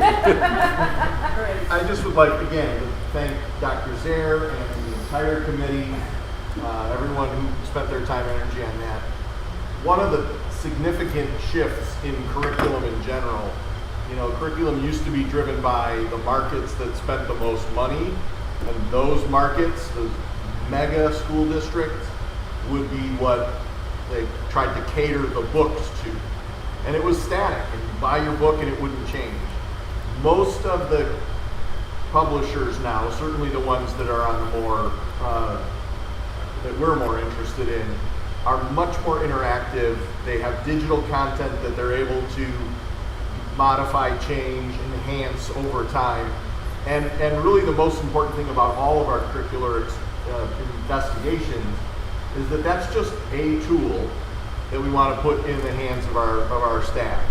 The real impact in whatever we choose, and when I was AP and assistant soup, and I've talked to Amy many times, talked to Craig, it doesn't really matter what the book is. I mean, it matters a little bit, but it matters way more how the teachers use it and what they're going to do with it and how it supports and is a resource. And so when we try to find materials like this, we try to minimize the need for teachers to go running off to Teachers Pay Teachers and all the websites to try to find supplements. Their time should be spent crafting the lesson and engaging in the lesson and instruction, and the tool that we provide for them is really just that foundation. So I appreciate all the time and energy. It is a multi-year process. Every year it starts with investigation of the concepts and the standards, and then we dive into the stuff. But we get a good sense of where we're going, and I think the inquiry-based, the civics component, the interdisciplinary component of these new standards are certainly moving in the right direction and align with our work we've been doing. So thank you. And we're going to have some curriculum maps that will actually show per grade level. We're still tweaking them, but they'll be on the website sometime this summer.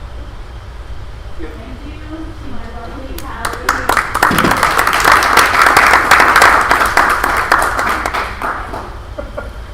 Just the last thing I would say that, just for this and for ELA, right, where the committee comes back, we ask questions about it, but when you have something different for K and 1, and then 3 through 5, and then middle school, like the one part of it is like, boy, does it stay coherent, right, and does it flow? But at the same time, right, we know that you really dug into this and really care, right, and know that to say like, the people that chose.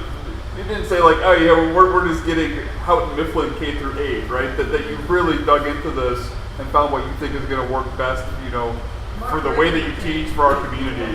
Yeah. So. We're going to be training this summer with the new stuff, and we're excited. Yeah. And we do dive into it. It really is a process. And aside from all those meetings we even had some, 5th grade to 6th grade, meetings, subsection meetings. They really do. We all do really care about making sure, we keep the ideas, fresh for the kids and exciting. So when you do that, it's going to be successful. You've already laid the foundation. And I think back to the Eisenhower presentation, and even here, like, we can hear and see the excitement and the passion. And as Don said, like, talking to adults is hard, right? Like, we can talk to kids all day, but the excitement and the passion is, like, it's palpable. And so then, like, if you're this excited and passionate about it, like, how cool for our kids that are learning from you guys and the environment. So it's just really, honestly, I know it's cheesy, but like, proud to be here. Like, how cool it is. So, yeah. I started crying at the last legislative meeting.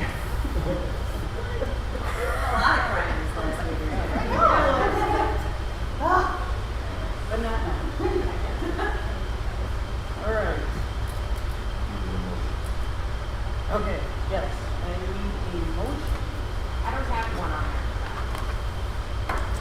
I move to approve Yeah. the social studies curriculum adoption and the purchase of the new materials in the amount of $106,753.68. Second. Moved by Jim, seconded by Becky. Roll call, please. Mr. Bednar. Yes. Mr. Gadamus. Yes. Mrs. McClaney. Yes. Mr. Nordmark. Yes. Mr. Novak. Yes. Mrs. Bowenski. Yes. Motion passed 6-0. Thank you. Thank you. The next agenda item is discussion of staffing for next year. Divided that into 3 components. One is action item, reviewing the draft of the plan that was presented last month for sort of what I'm thinking is our base staffing plan. An opportunity to have a discussion about school resource officer as a standalone topic, and then Dr. Soroka and Ms. Curry will share a program presentation and recommendation. So starting with item 1, the staffing plan, I included in the packet an update to what was presented last month. It's almost identical. I did add, as Brian had requested, the cumulative and distributed staffing plan changes over time. And as we talked about in finance, we're able to rerun some of those projected costs, and you see the approximate 155 reduction in overall cost for staffing plan of these elements thus far.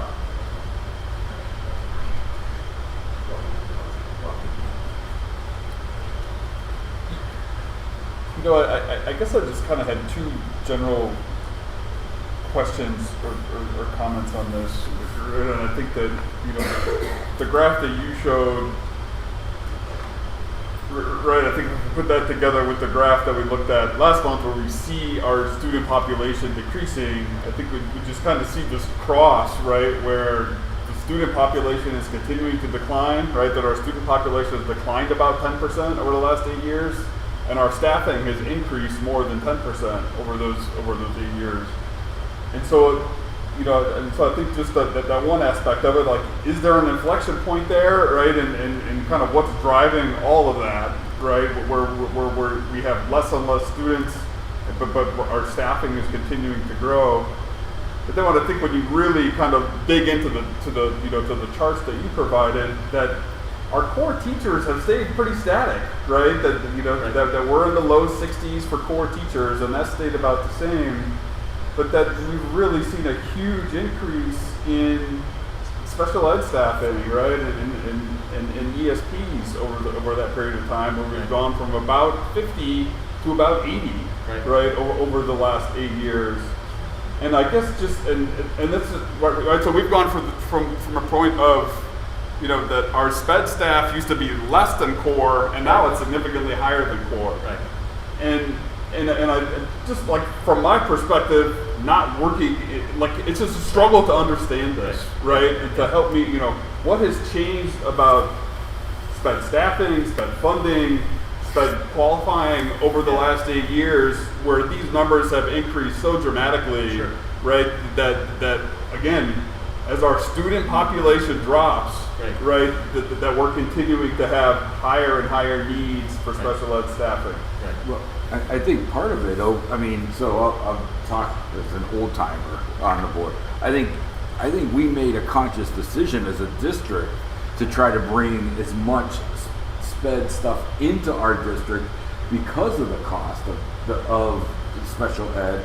And I think they've done a really good job of evaluating where the costs are and how we can implement programs in our school district, keep the kids in our district as much as we can, instead of having to outsource that. And that's, you know, you read the chart dead on, that's right? I mean, it was like, you look at the difference, there's like 30 of those 50 people are all in SPED, right?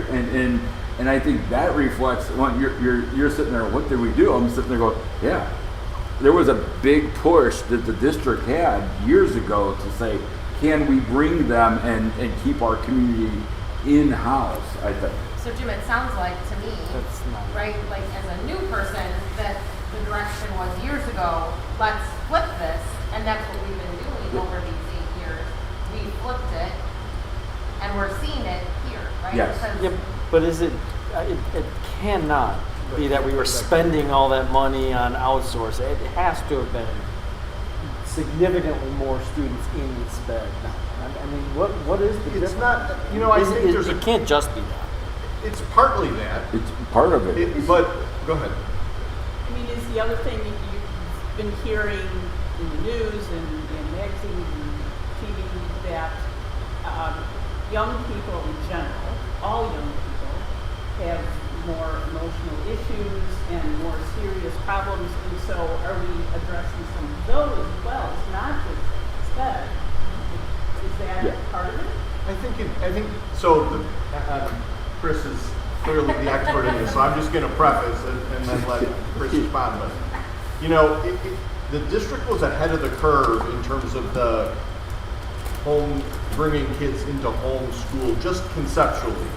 That was not the norm when that, because that predated even my right. time. I mean, that was Deb Wilson. 15 years Deb ago. Wilson and Greg we were trying to. They were trying to get that way, I think. Since then, a couple of things have happened legally. One, there's been a much more significant awareness for and push for identifying students of different needs. There's a deeper awareness of the differences in learning needs of students and instructional needs of students. Certainly there's an impact of being more aware of mental health and behavioral issues and social emotional issues. So those are all certainly factors that students may have been in a gen ed setting in the past that is, and they're still in a gen ed setting for the most part, but not getting services. There weren't additional speech and language pathologists at the time. They didn't do social language in social work. They were focused on different things. So I think the second thing though is that legally there has been a significant shift toward least restrictive environment, and that has been proven to be, you have to be able to demonstrate that you really can't provide something in the school district before you look to send students out. And not camped meaning we don't want to or it would be difficult, but more so we really don't have the capacity to do that. And so the mixed blessing for Chris is as she has continued to do the development of the programs, we have seen significant improvements in our internal capacity. We've been able to develop and grow our own behavioral, autism, assistive technology coaches that were purchased services that we bring back in. Students that stay within our resource program are able to stay in the resource program because of the additional supports that we're putting around them. And the students who may have been, so this is where, to your point, Kevin, it's hard to predict what we would have spent if we didn't have that program, because we don't really know if they would have gone to an outplacement of some kind. But building that capacity has allowed us to maintain those students, so we don't even need to ask that question. So you're right, I mean, there's definitely the core classroom teacher and the role of schools as a gen ed focused institution. That has evolved to really looking vertically at the needs of students. Where are we serving our at-risk, our EL population, our newcomers that we're looking to address here as well, our special education programs, and our accelerated and advanced. But I think that it's a balance of where are we able now to provide and meet those needs, and how can we balance that in a fiscally responsible way.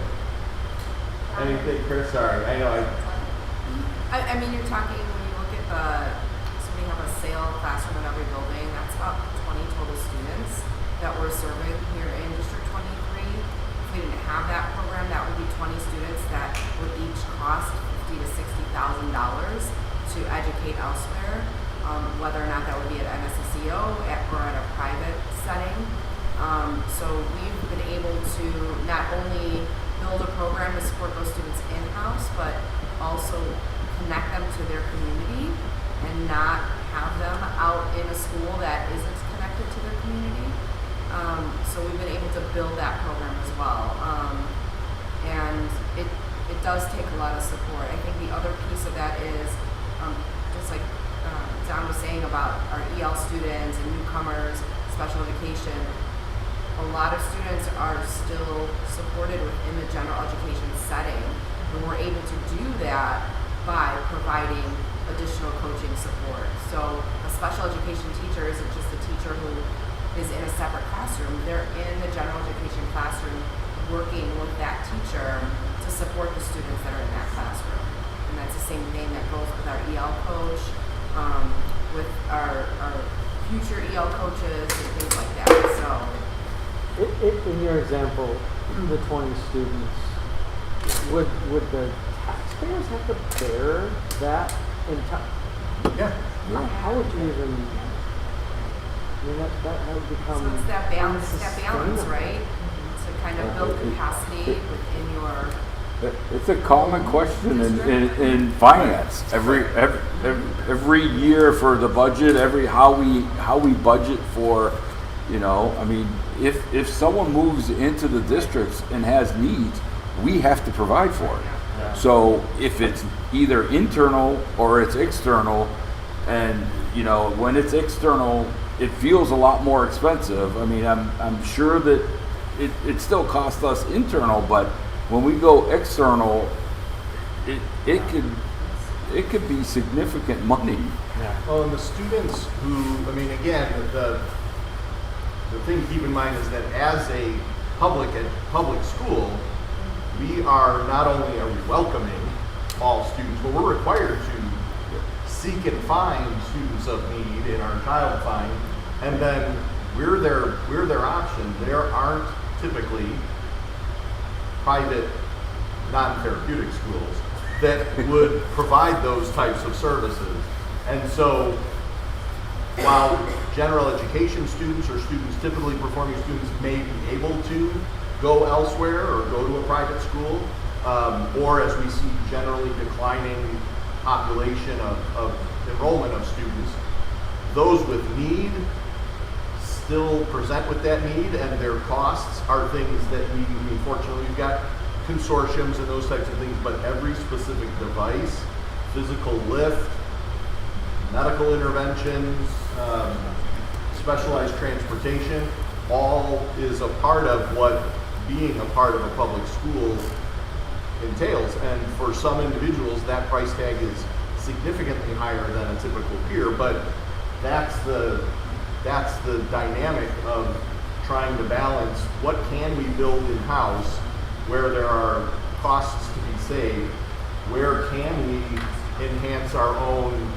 capacity while respecting and engaging parents in this dialogue, because again, it's not a universal, we can't just keep or place students, it's a partnership with parents, and so that's part of the dialogue that has to happen.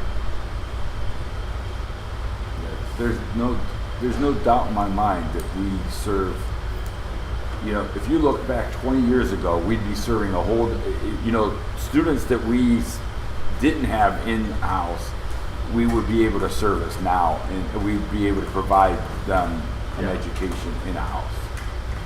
And there are obviously still students that we are unable to meet their needs, and we try to do that in a responsible way while they're with us, and then we try to engage them in a return as soon as possible, but there are still limitations within even our system.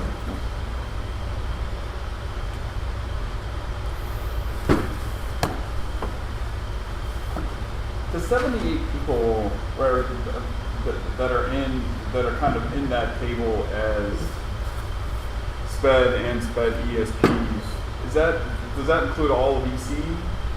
Yeah.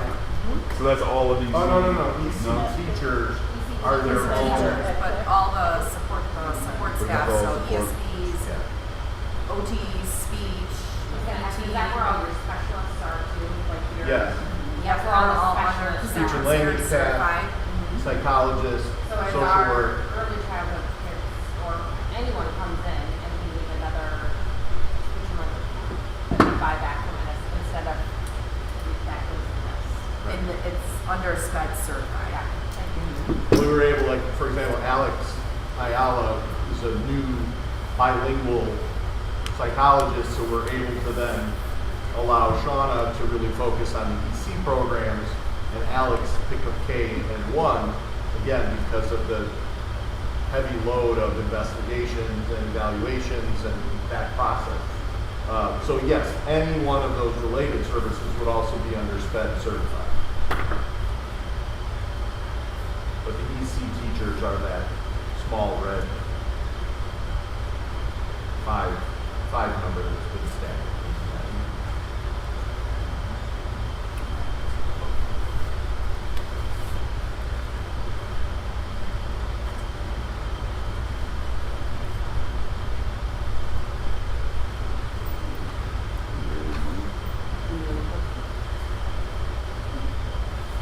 I move to approve the staffing plan as presented. I have it here. Okay. I second. Moved by Julie, seconded by Becky. Roll call, please. Mr. Dudley, Yes. Mr. Gadanis, Yes. Mrs. McClaney, Yes. Mr. Nordhoff, Yes. Mr. Novak, Yes. Mrs. Peters, Yes. Mrs. Levinski. Yes. Motion passed 7-0.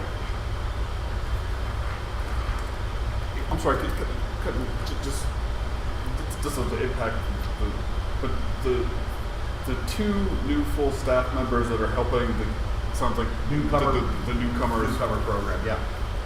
There's 35 children. How are we managing that this year?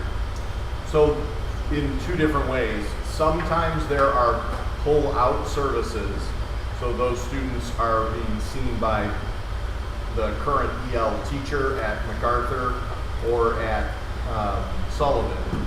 For students at grades at Ike and Ross, those students are in the class with a gen ed teacher, and we are pushing in support or providing support to the extent we can.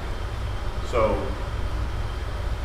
not really effectively, to be honest, in terms of students who come with zero English capability, zero, school experience in the United States. That's a lot of assimilation and a lot of sort of try this, piecemeal with this, instead of what we're hoping here is a focused and targeted support for those kids. We just, to answer your question bluntly, we haven't been able to really do anything different for newcomers than we do for our other EL students, and they often need much more significant. I don't know if you want to add anything on that.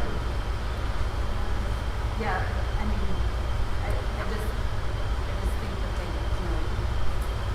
with the ELs, we have to, I think the coaching part, the pulling out, I think it's really going to be beneficial and helping to address some of those needs. And these children are mostly immigrants, refugees from Europe. Okay. Yes. At this point, A smattering of a few different, but it's a lot of just language learners from Ukraine, Russia. Belarus, Egypt, which is not here or there, but I know that geography. But we always have had sort of individual families that move in from, like in Egypt, for example, we just had a family. We still see, although it's slowed down a bit, the Korean church in our community will frequently host families or will support children coming over. So we've always had sort of a running at this. It's been our fourth highest subgroup, and that's remaining. So these kids come in. I remember Lori Ellison at Sullivan just every day at lunch reading and talking to a brand new student from Korea who spoke no English, but just had an opportunity to interact with her on a daily basis. That was not an EL strategy per se, but it was a resource we were able to provide. So we still are seeing those same types of traditional, and then on top of that, we've had the influx of Eastern European refugees specifically. And then like clearly, like the big need, the language barrier, just the structure here. But like, I guess just overall, have those kids, are they anywhere near level, right? Or is it just a culture thing, or are they also behind? Yeah, or I mean, it depends on all of that. I will say that one of the, depending on their country of origin, many of our Polish-speaking students come with some more what we would consider more traditional education. They are often English-speaking also. So that's a different kind of dynamic. The Ukrainian families who've been fleeing and coming here have had a very trauma-impacted last year and a half, 2 years, often coming from disrupted home life, and so that brings a different set. But for the most part, you know, the students that we receive in here have good home support because they're typically moving in with a sister and her husband who came to America 10 years ago, and they're living here now, and now they have their sister coming over with her kids. So we're fortunate that there's sort of a wraparound support for them already. Often, or sometimes, I should say sometimes, siblings or cousins or other family members that can help assimilate as well. But the other component of this, which is not the instructional piece, is that one point of contact. So when a family moves in, they have a teacher, a resource person. Whether they have kids at multiple schools, they don't have to go to 3 different school offices. That's challenging enough for our English-speaking families who are familiar with our system, let alone, you know, explaining what Seesaw is to a refugee family who's like, okay, I don't know what Seesaw is. What's Seesaw in Ukrainian? Is there? I don't know what it is, but you know, when we talk about Schoology, Seesaw, accessing information, calling in for attendance. So the other role, the non-instructional role, is also acting as a liaison for that family and being a resource for that family as they assimilate in. So that's a support that our social workers have been providing, again, but it's been at multiple locations. This gives us one point of contact. Okay? Sure. The second item is a conversation relative to the school resource officer, the potential for a school resource officer. When I was drafting the memo for you all, I was really torn with suggesting, encouraging a program, a position that at this point we don't see sustainable funding for. So the goal when I was first thinking about this was, again, tied to our safety and security goals from the referendum. If we had a sustainable funding source, that would at least give us the foundation then to move forward with the conversation. So the recommendation at the end, I mean, not to like ruin the surprise, what do they call that? You give away the, yeah, right, read the last page first. At this point, we're not really looking to move forward with this position unless there are other funding streams that are available. But that being said, I think it's an important conversation to at least get a sense from the board where is this on our priority list, and how do we move forward? Do we want to target, do we want to look for a funding source? Is that a higher priority for the board than other funding? Because everything is about prioritization for us.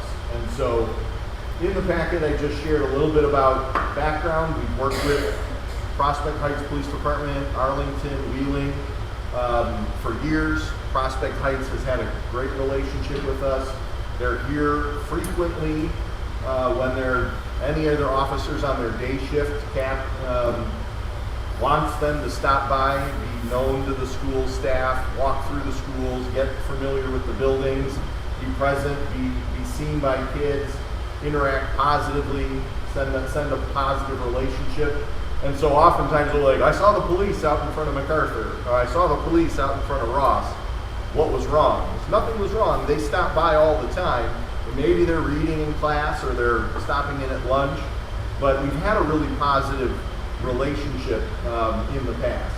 When you look at SRO positions, it is an intergovernmental agreement. They would maintain their police department employment. That's their official employer.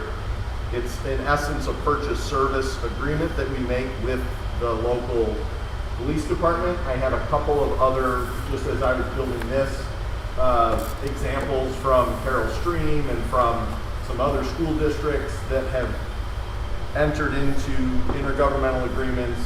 I've had some conversations with Joe Wade, the city manager, and with Bill Caponegro, the chief.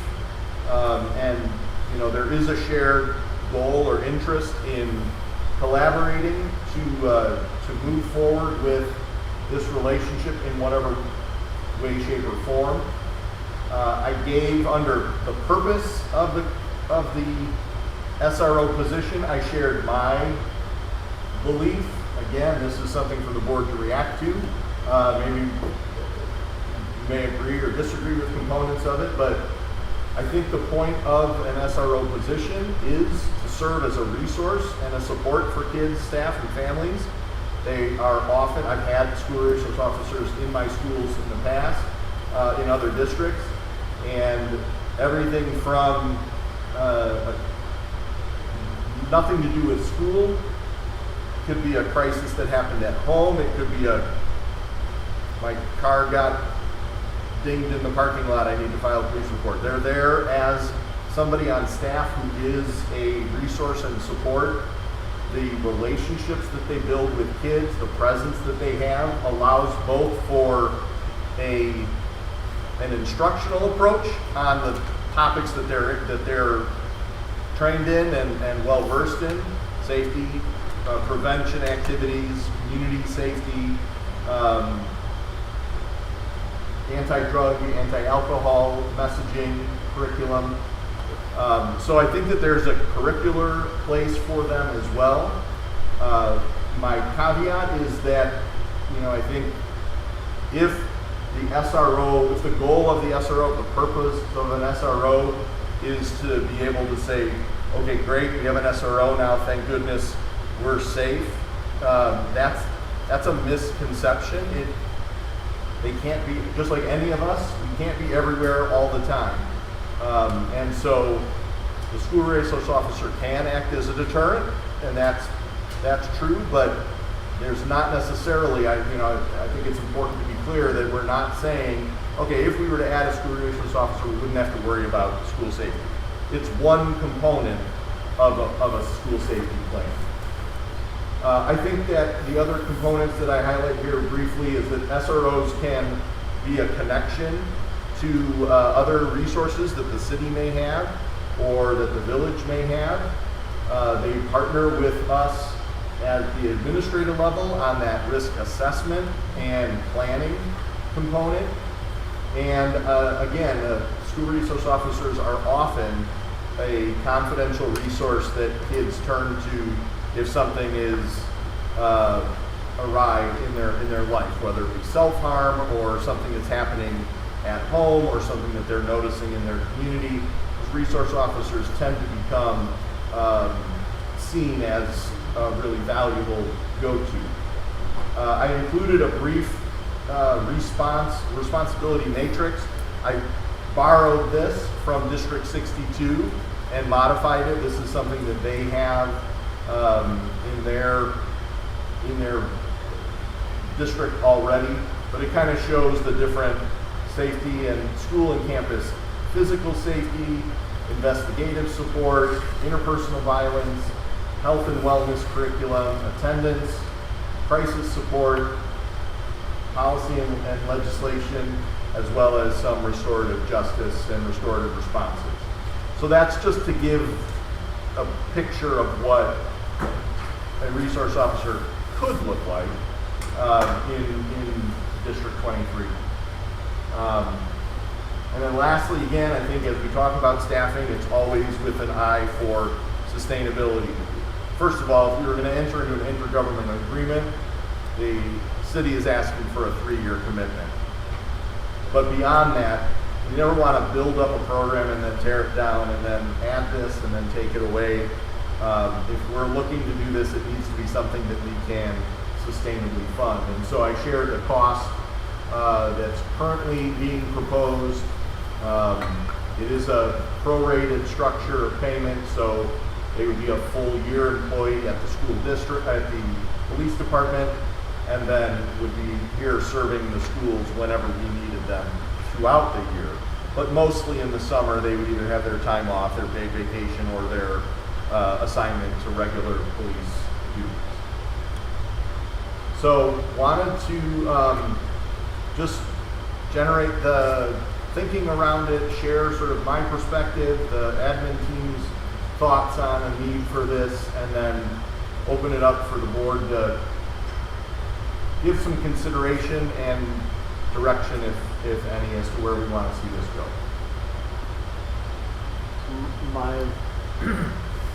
So understand that it's not the answer for safety, but maybe this is just a bad day for me. But I feel like the world is going insane, and one of the things we need to in this district is make sure our kids are safe. And so whether it's this or just making sure we're really doing what's necessary to keep kids safe, I think we need to make the money for it. And so when I saw your recommendation and knowing that it's not based on your desire, but the fact that our town has decided that the referendum didn't make sense, that was probably the most disappointing part of that referendum day. Is, again, probably just because the past week has been insane for me, but just it's unfortunate because our school safety is a big component of what we were trying to achieve. And so I don't know. Again, if it doesn't have to be this, I feel like we need to prioritize that aspect of what we do to make sure this tail event isn't going to be something that impacts our families. Just my thought. I'll again, I agree. It's so important. I think it's important. I think that, like you said, having some person somewhere on the campus doesn't ensure anything. Absolutely. They also, like the other perspective of too, when I was at conference, my favorite thing was whatever police officer like I don't know what we call him, but the police officer did his little pasta for helping to, but it wasn't. It's not just even having a security or an armed person or whatever, but it's also getting to know the students, having them have a very positive relationship with law enforcement. At conference, they were saying just the whole morale of the the school is more troubled kids, it's getting to know a police officer on a more personal level, or even letting him spend, and we try to convince you, know, people to the fall, the holiday, and they kind of, that resource officer working with those kids, and they just have such significant positive experience in that. And I don't remember what school district. No, I mean, there are, yeah. But I know there's a lot of Right, them around. right. And I know I came into town, so I said nothing about our staffing, which that is bleeding away, how much staff we've added over the past 10 years. That was a great request point, I think you did ask to that. But, you know, when I saw that, and they just kind of felt the same way, it's like, well, we keep adding all this staff, which I just didn't even know how we keep approving it. But I kind of agree too, it's like, we can keep adding all these other people. To me, this person is not only maybe their sense of security, but I just think that it's a positive influence for the children. And I do think there is a security aspect to it. too. And I'm not saying that there's not, but I think The there's solution, even above. but definitely helps to have that person do it in that. I mean, Anybody else? Sorry. No, go ahead. Are there studies out there that show, maybe there are, maybe there aren't, the difference in response time from your local police officers if you have someone in your building versus if you're just pushing your panic button or 911? Like, here's what I'm envisioning, right? Police officers down here at Eisenhower doing a presentation to the kindergarten for social studies community awareness because he's on our staff, right? Like, I'm hearing this, right? Like, linking it back to the social studies. But there's an incident at Sullivan. One, he's not going to panic this group of kindergartners and get up and run, like his radio is going to go off. There's still got to be a response time from the whole department getting there. And like, does him or her or whoever, this SRO, change that response time in any? I haven't done any research specifically to that. What CAP has shared is that the ability of an officer to radio immediately to the police department does circumvent some of the time in the process. Again, they would have to be aware of a concern or at that time, but that would be a direct line to, I need somebody here right now, rather than we're picking up a phone, we're calling, we're hitting panic button, it goes to a call center, they call, you know, it's just gonna save some time. But it's gonna be situational in terms of, I would imagine. so let's look at time. Can all right? I just add one thing for a second? I personally think it should be a committee on the board. That a board committee should be created for safety to talk about tactical and strategic types of things.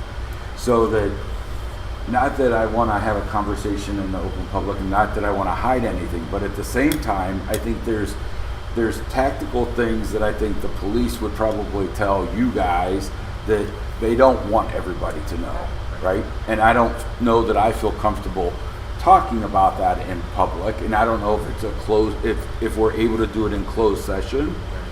My overall feeling, and I think Carol knows it from the very beginning, that I've been very wanting something like an SRO, and I don't know that one is enough, and that's my thought. I think it's a conversation that we should continue to have as a district, because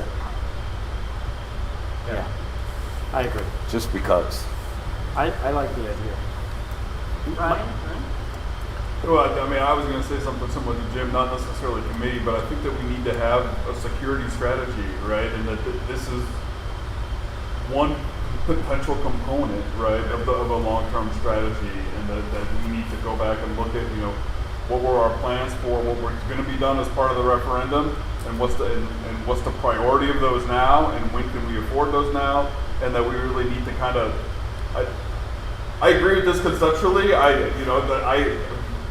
The price tag of this shocked me, and I don't know that we necessarily need. I guess kind of the percentage of sharing between us and the police department kind of surprised me. But just setting this aside, conceptually, I like the idea of this, right? Especially from the perspective of almost the things that are active shooter specific about the building of relationships, right? And the spotting of issues, to me, are even more important because I really don't think that there's a lot of evidence that SROs help in specific situations. But I guess I would agree conceptually with Jim, let's take a step back and really have a focus on planning, right? What are our security priorities moving forward? Yeah. Bryn, do you have any? Yeah, I mean, I'm in alignment here with everybody with their comments. I think the one thing we heard a few weeks ago from the presentation, I can't remember the vendor that did the survey, but one of the themes that came out of that is there is a level of bullying, right? And so I think for like the mental health of the students, that with teachers, I think that might help some of that, right?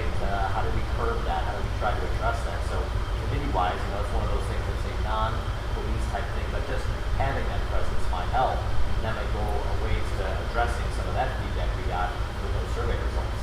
So, at the end of the day, the as Marilyn said, is exactly it. It's how you identify and use that individual and how you articulate the purpose, because the research actually shows that kids feel less safe with an officer in school or with metal detectors because it sends them a message of what's wrong, why are the, and so the more often that we have officers in, I don't think that would be how most of our students would react.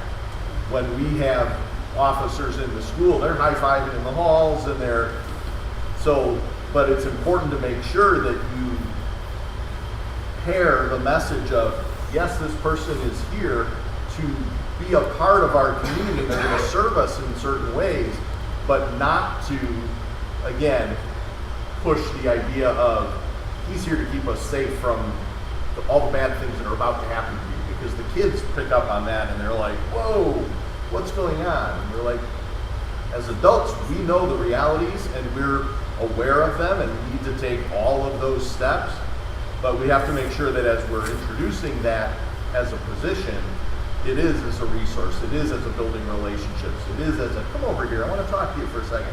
Why did you just bump into him in the hall? And that becomes a natural component of the school cultures rather than seen as, oh, now the officer's here, something bad's happened. And in most places where SROs are implemented really well, that's exactly, the positive is exactly what you see. So is this something that, when we have our special meeting with the plan, that we can fold in how we proceed with it? Absolutely. I mean, to Jim's point, we have this safety and security audit. We have the needs identified through our referendum prep work. We need to take a step back and prioritize and identify what are the capital outlays we're going to put toward repair, maintenance, safety, security in the short term. What's our long-term game plan? All of that has to feed into the strategic plan. This would be one component of that. It came out as a recommendation in the safety and security audit. There's about a 6-month lead time before that would take effect, so it wouldn't be anything that I'm budgeting for adding today anyway. But it is, if the direction from the board is we think we should make this a priority, then it's not an issue of we don't have the money. We have money for whatever we feel we need. It's just we can't have everything, as Deadwood used to say. You can have anything you want, you just can't have everything. So as we look at prioritization, we can do that as we build in the budget and the staffing plan for next year, and enter into more conversations with the city and police. So yeah, I mean, I think what I'm hearing is let's make sure that this is a component of that plan as it's part of our safety plan, and we still have time to start working with the police to get more specifics. Because I saw that ratio too, and I was like, Yeah. Trying to add up the dates, and I mean, we're paying for all the vacation days, but Cap's a good guy. He's not trying to mess with us, but Well, yeah, we get into the detail. But I there's think, probably places that you could even go out there and look at grants and everything. I mean, there's There's some, so yeah. much behind this Right. that it's sort of like curriculum, right? You don't want to just throw a book at them, Right. but you want to be able to. Right. I mean, I think it's the right steps to investigate it and really understand what it means, and so that you can communicate it to the public as well. Yeah.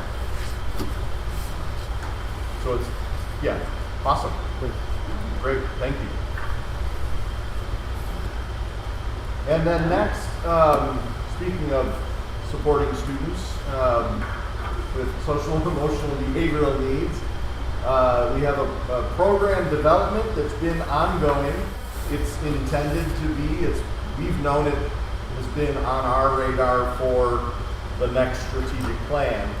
But Chris and Aaron have done some data work this year and have started investigating, and we may have an opportunity here to support a new program.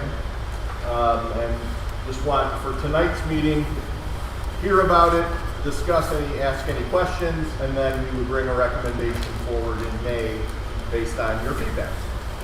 Great, thank you. So, we had an opportunity to talk a little bit to the finance committee about a possible new program to add to our options for services for students with IEPs. You can go to the next slide, Christian. So in special education, legally we are bound to look at a variety of different placement options for students in order to meet their needs. Generally speaking, they go from the least restrictive, meaning full access to the general education curriculum and classroom, to most restrictive, where you have no interaction or contact with your typical peers. And so we try and look at options around that whole spectrum and what we can offer students to best meet their needs for them to grow. And so here in District 23, we offer the opportunities in a couple different ways. For our first option, we have support staff that go into the general education setting and support students where they are learning all the general education curriculum. Our second option is really where our support staff may pull students out of the classroom or go into the general education classroom much more frequently, more on a daily basis, whether that's doing a small group reading intervention or going in daily to support a student during math class. Our third option is where students really are outside of that general classroom for a good portion of their day. They spend less than 40% of their day in that class. And a majority of those students are the students who are in our SAIL program. So they go into a different classroom and they get all of their curriculum and instruction in that smaller setting, and then they access general education peers for a variety of different activities and different subjects. And then we also have students, as we've discussed, that access settings outside of the district, whether that's at NSSEO or in a private setting therapeutically. But what we found, if you go to the next slide, is that we do have kind of a section of our special education group that is missing an opportunity here in District 23 to get their needs met. And that really is for students who can access general education curriculum at their grade level. So when you think about their learning needs academically, they're at grade level. They're doing what a majority of our students are doing in those classrooms. However, their emotions and behaviors impact them in such a way that they really can't access that large classroom in order to learn. And so they also could benefit from a smaller setting like the SAIL class, but the focus in the SAIL class is really on an alternative curriculum and on life skills development. So that is what we are finding that is missing in our District 23 program. Next slide. So currently, the way that we have been supporting these children with, showing, emotions and behaviors, we've kind of had two options right now. When possible, our special ed teams have been developing an adjusted schedule for these students. So a very, very individualized day for these students that includes regulation breaks, alternate learning spaces, and an individualized behavior plan. So whenever possible, we're trying to develop a plan for them within District 23.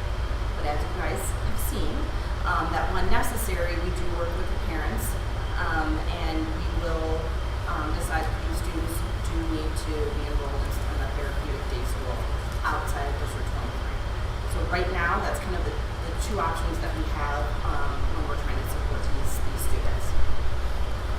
Next slide, thank you.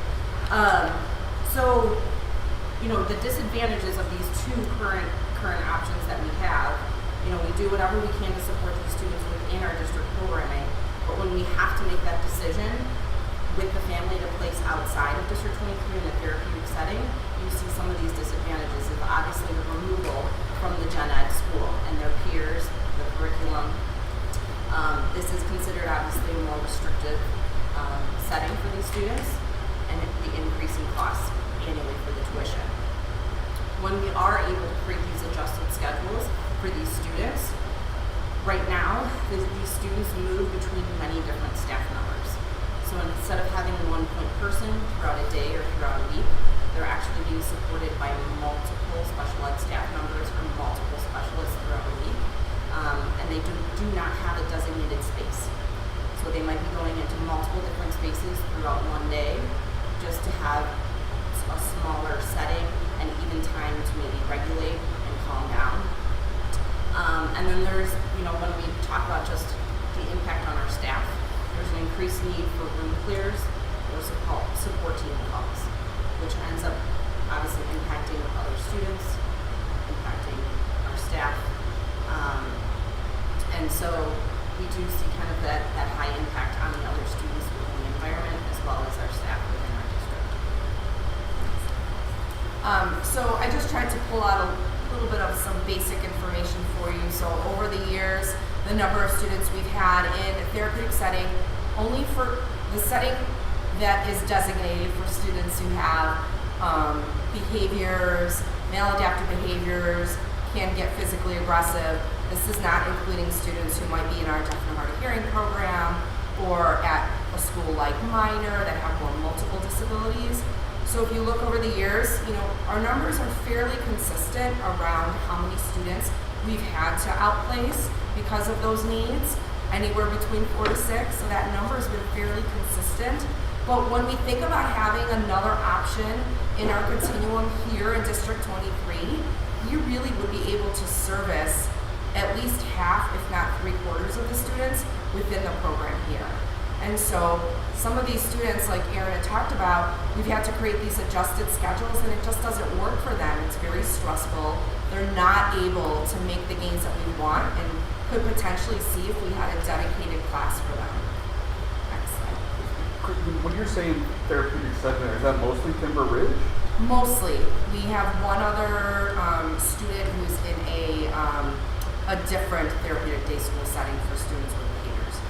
What does that mean? That one is NSA, North Shore Academy. Oh, okay. If this is, I'm sorry to interrupt. If this is integrated into our schools, could this potentially become a slippery slope to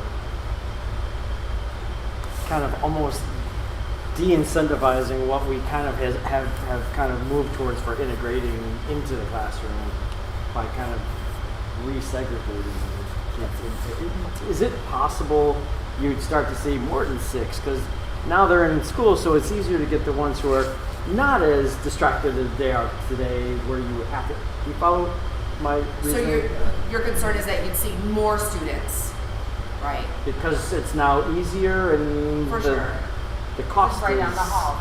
Yeah. Exactly. And You're I think saying one of more the things. kids identified that have an IEP? Absolutely. Well, Or, not or moving But that kids. was- but that we would want to de-integrate. Yes, exactly.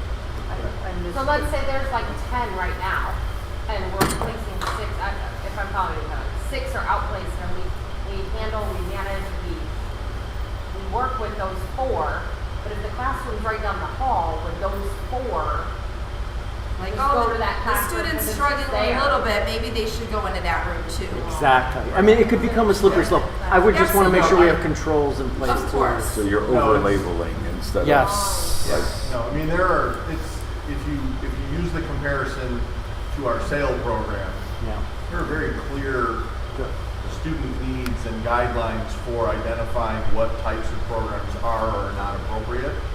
And you wouldn't randomly, just because we have a SAIL program in the building, add another student with some learning challenges. And I wasn't trying to. No, I know. I'm just. And I actually think this is great because it's actually better for the students who have to bail out of the classroom every time there's a continual outbreak. And very familiar with how distracting that is to all the other students who have to learn. So I just want to make sure we don't go too counterbalance. Well, and I think the structure of the program and the components. So one of the components, we've had an opportunity to go visit District 21, who they've built a similar program and it's been running for a while now.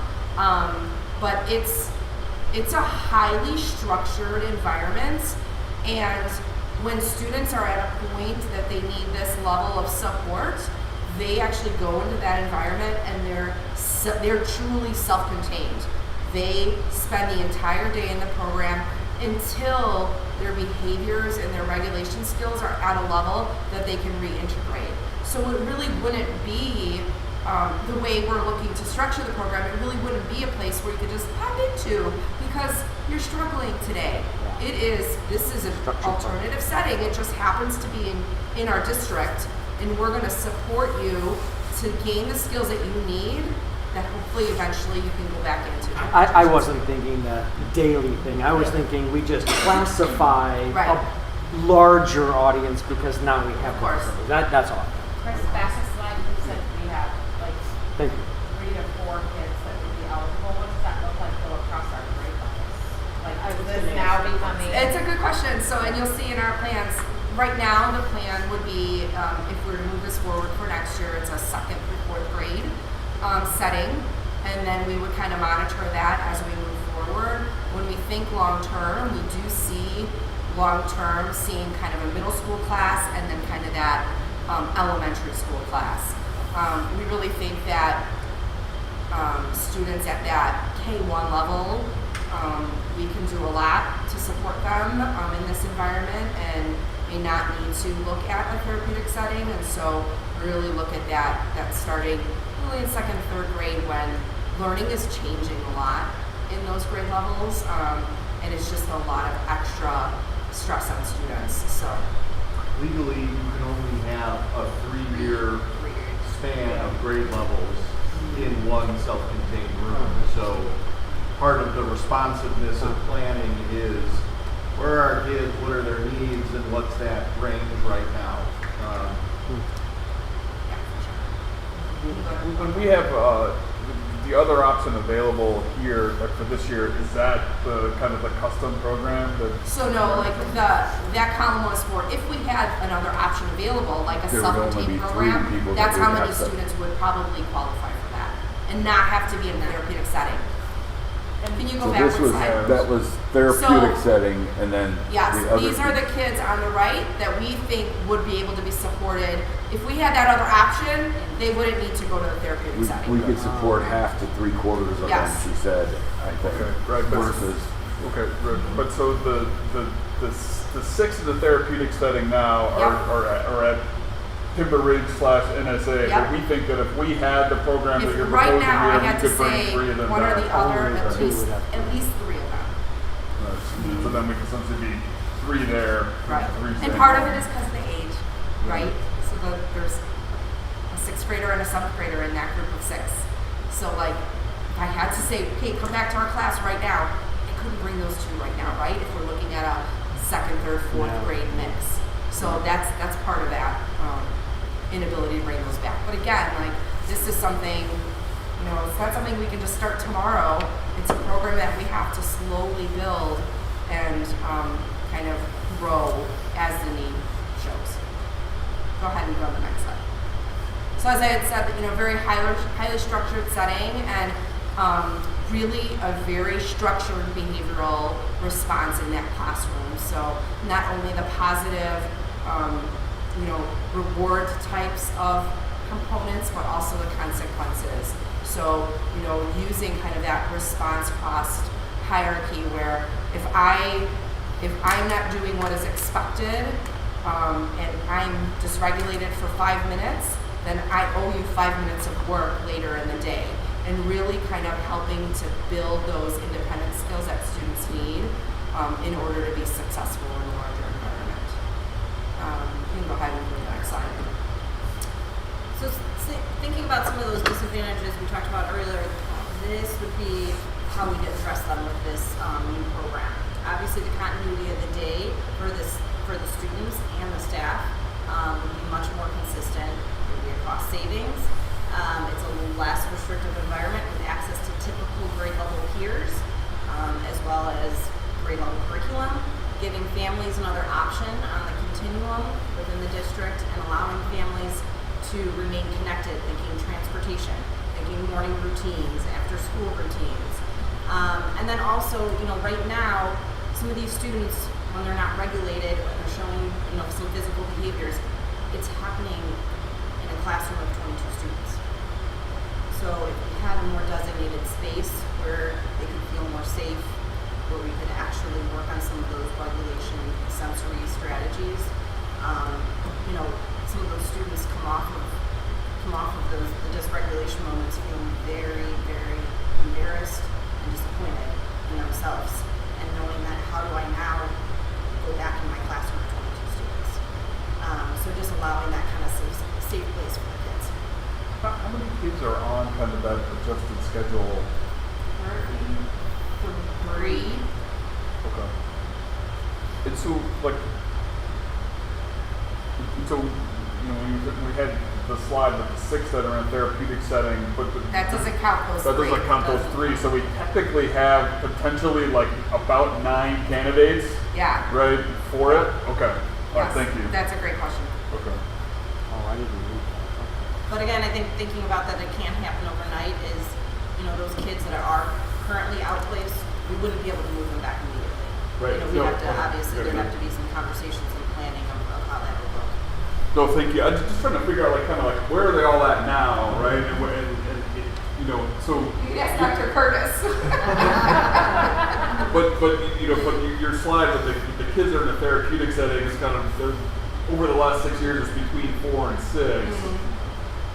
And then we And have there's still a group of people. right, and then there's this other group, right? But is that about steady? Is it fair to say it's about 6 to 10 kids total that would be I candidates? actually think it's increased over the past couple of years, to be honest. Okay. I think the pandemic has had a negative impact on students and how they manage their behaviors and their emotions, and we actually are seeing an uptick in those behaviors. Right. And how we're managing them, we're trying to manage that in our setting so that kids can stay connected and try and be successful, but I would say that we've seen an increase. So some of this we kind of briefly already touched upon, but next year we would propose potentially 1 teacher that would be designated to this program, as well as 1 ESP or 1 assistant.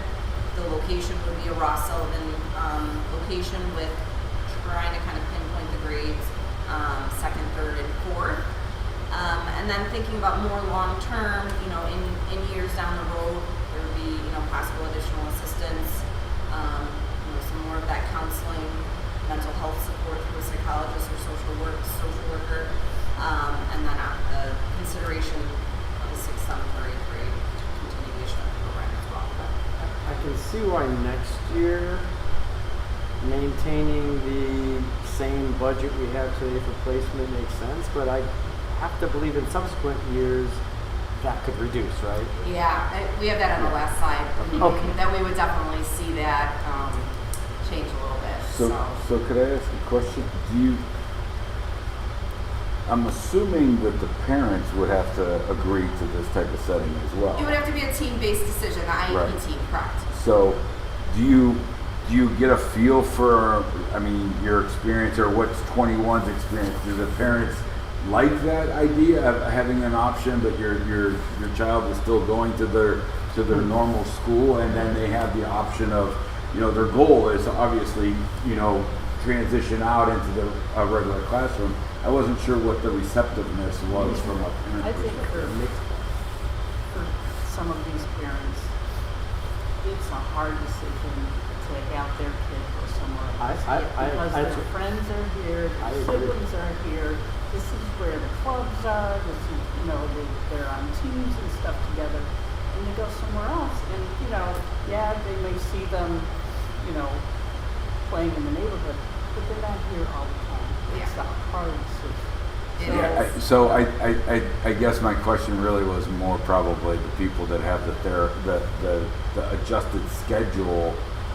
Those are the ones that I think are not, that are going to be going to an external school. I could see them wanting to. I could see them saying, "Yeah, you know, it's a great step. There's a higher likelihood that the kid may be able to integrate with the classroom." I don't know if the three that are already, you know, that have an adjusted schedule, if those would want to join that classroom setting versus. So I think it's going to be individualistic. I just wasn't sure what 21 the difference is that adapted program and those kind of interventions in the moment. That's a temporary. Like either that works and things get improved in those three students, or they're continuing to progress and their needs continue to grow. True. And then eventually that becomes a conversation. Well, and as you said, one outbreak in a classroom ruins the whole year for a child, right? I mean, or it doesn't have to, but it can. It can, right? And I mean, the two students that you get stigmatized just because that's unfortunate, but people see stuff and then you're influenced by it. We did, and you they're know, young. we have sent two of the students that I'm thinking about that have moved to a therapeutic day school this year. I mean, they absolutely would have been successful in this type of program. They needed that smaller environment. They needed a place where when they got really upset with the math that day, that they could go somewhere else and do their math because they just couldn't handle it, right? And we just don't have that option. So, next slide. So thinking about more of development and building, where we start and kind of where we're going, thinking about kind of the timeline, beginning now and through the summer. Some of the checklist items would be, you know, approval from obviously the board, identifying staff and location of this classroom space, professional development and training would be extremely important. Observing similar programs, Chris said we already, you know, saw one in District 21, but making sure that the staff that's on board are able to see multiple programs before we, you know, ultimately build our own, and then looking at current student placements. Go to the next slide. And then moving into next fall, you know, we would implement more of that blended approach, thinking that we can't immediately bring all the kids back. So we have to start some of those discussions. We'd also have to think about those current students that are on that adjusted schedule. We'd have to think about those and what kind of their plan would look like. And maybe it wouldn't be 100% in this program, but we think we kind of have to think about how that would be blended for next year. Continuing, you know, PD and training, thinking about a mission, a vision, a name for this program, and then with hopefully a full implementation the following fall. So budgetary impact was one of the questions I did. This slide looks a little different than what you have in yours because I made some adjustments today. I'm like, I don't see sorry. that last page you were talking about. I wanted to clear it up a little bit. Year one, which would be next year, the impact to the budget is an increase of 1 FTE special education teacher. We would be shifting 1 ESP from our current programming into this type of program, so there would be an increase. We would maintain next year the NSSEO budget in regards to placement, contingency that we build into our special ed budget, So that would all maintain, and then into the following year, we would modify that based on our students accessing this program. Ongoing professional development, our coaching supports, we've proposed in the staffing plan to kind of bring those back in-house from NSSEO, and that was something that you approved this evening, so thank you. But that person would then also be able to support this program, so we'd have that in-house behavioral support and coaching. And then also in year 2, we would really take next year to see if we needed to build out any additional time, whether it's a half a social worker or something to support that program. We really don't know if we'll need that level of support, but we would want to take next year to really examine that. So that's a potential for the following school year. We had the one certified and the one special ed teacher and the one FTE. How many students do you think would long term be in? Is it like how many For next year? Like for year 1? Is that what you're thinking? Well, yeah, sure, for year 1 and long. Like Fully I guess how operational. many kids could be in one classroom, right, with a teacher and Well, ISB says you can have 10 without an assistant. But what's it like at Timber Ridge now? Like our kids that are at Timber Ridge now, what are their classrooms look like? So their class sizes are 1 teacher, 2 assistants, 10 students, and a half-time therapist. So that's their structure, like at Timber Ridge. Okay. So 10 students, 1 teacher, 2 assistants, and half-time therapist. Assuming fully operational, that's probably the model you would get close to. But potentially. What do you think after the offset is considered? What do you think the annual cost is? So 2 students tuition for NSSEO equals 1 teacher salary, basically. 1 teacher and 1 aide salary, sorry, thank you. So if we put potentially 5 to 7 students into that class, you're talking pretty good savings and positive impact. So potentially just a flat, no cost at that point potentially. Right. That's what I was starting to think. It's similar to the progression of our SAIL program that you have to start by at this point we've been on that continuum providing that support. You have to start building before you can offer. So there's a little bit of that sort of head cost or initial cost, startup cost. But then as you're able to either prevent students from being placed out or bring students back, either of those have a net positive impact as long as we maintain that sort of ratio. So when you think about like for next year, cost of 1 teacher, and if we're going to, we plan our normal budget with the contingency, and we don't send any additional students next year to Timber Ridge, I mean, we have these kind of 3 kind of bubble kids, they call them, the ones that are kind of having this adapted schedule, that's actually a cost savings. So. No, it's an investment. With 3 additional unanticipated placements, it cost us about $46,000 each. Yes. So it is significant. Yeah. I'm in favor. To be clear, year 1, maintaining a budget out there, that's just to have a budget line in case we access the funds. Have to send them.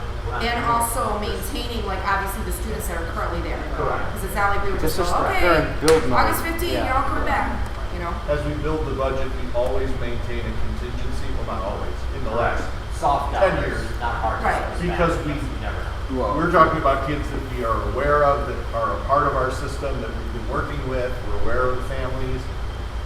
We tend to put that money aside for move-ins, kids that are newly diagnosed or whatnot that aren't on our current radar. Chris is a really thorough projection of where are all of our students on this continuum, and that's what drives our staffing plan. But we always hold a contingency because of the significant expense of some of the services, and B, because we just don't know who's coming to us. Yeah, who's going to show up. Yeah. Anyone more questions. You ask great questions. Thank you. So is the vision for year one to kind of have just the bubble kids? Not necessarily, right? The school year is long, so you know, Right. really, I would anticipate having conversations with the 2 students who actually were outplaced this past school year at the beginning of next year, starting to have conversations about them returning. So I mean, they could be and we have students when students are ready. You know, we have students who would start transitioning back anytime during the school year. So I envision one or both of those students coming back next school year. That would be.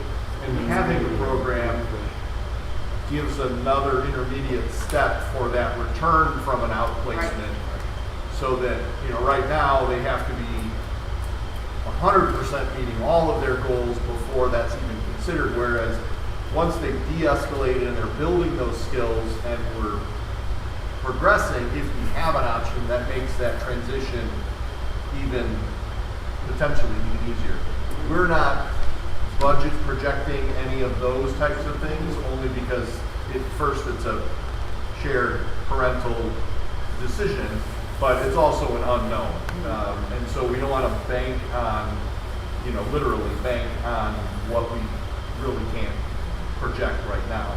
But I do think that that's the end goal, is looking at that type of program to fit a need for easily 3 to 5 of our students. And just like, you know, a few of you commented earlier about what a hard decision it is to outplace a student, not only for the family, but for the team. You know, our team members want to see those students back. They're their kids, and they want to see them be successful. So for them to have another option to educate the students in our setting, I think they would really enjoy it. It's always 2. Always 2. Because I think about them, I tear them down, I think how I can, you know, answer it myself. Are there currently students in the SAIL program that are like in a kind of a holding pattern that would benefit from moving to this program opposed to being in the SAIL classroom? They're not in the SAIL program, but we're now utilizing the room for a de-escalation room, for a sensory room.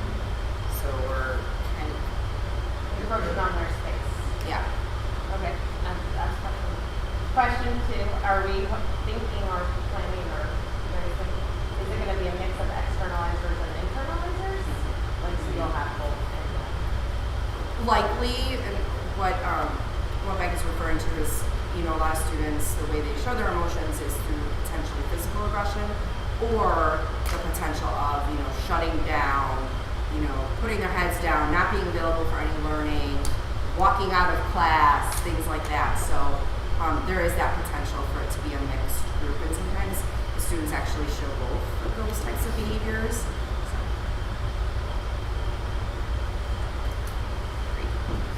Thank you both. Thank you. So as I said, we've been, you know, the program review goal has been a part of the strategic plan. The building our own capacity has been a part of the strategic plan. I think we've seen some successful growth of our SAIL program and our internal candidates. We're able to bring services back in-house. We didn't want to necessarily wait, and so when Chris and I were having a conversation about, well, we think we've got some students, maybe we look at doing it now. I said, well, there's no reason to wait another year to even propose it if, you know, because it's not specifically on the strategic plan yet. It will be in a couple of weeks or a couple of months when we build next year's plan, and then in June when we approve it.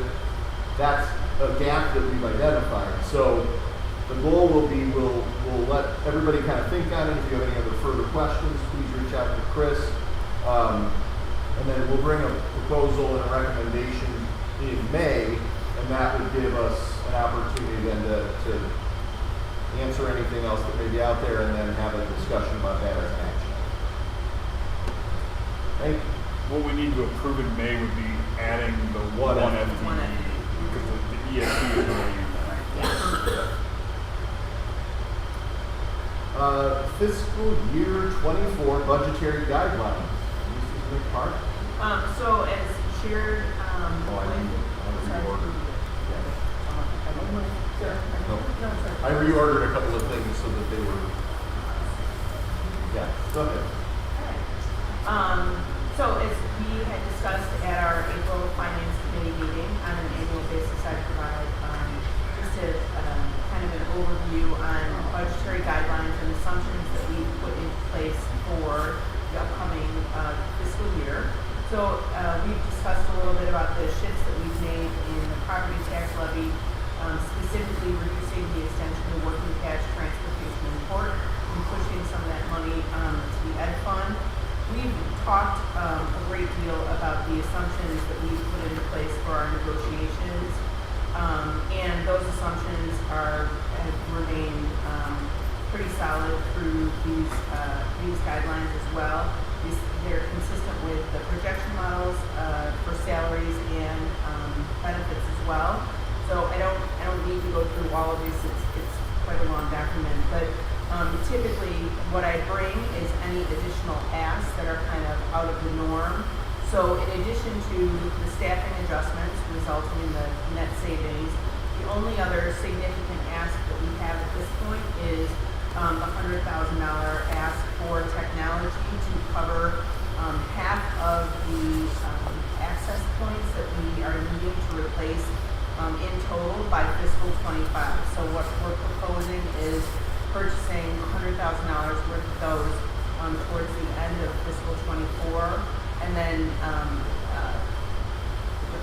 then completing that purchase early in fiscal 25 and getting those installed so that they're totally up and running in the 24-25 school year. Brian had asked a question during finance about those being eligible for E-rate reimbursement, and they are eligible for E-rate reimbursement. However, that would be not until fiscal 25. So it's not in for this budget year, but it would be in for the 25 budget year. We've gone ahead and used the enrollment projections that John had presented. I believe it was back in January. We're holding the per pupil allocation at $188 a student. That's been the same since 1920.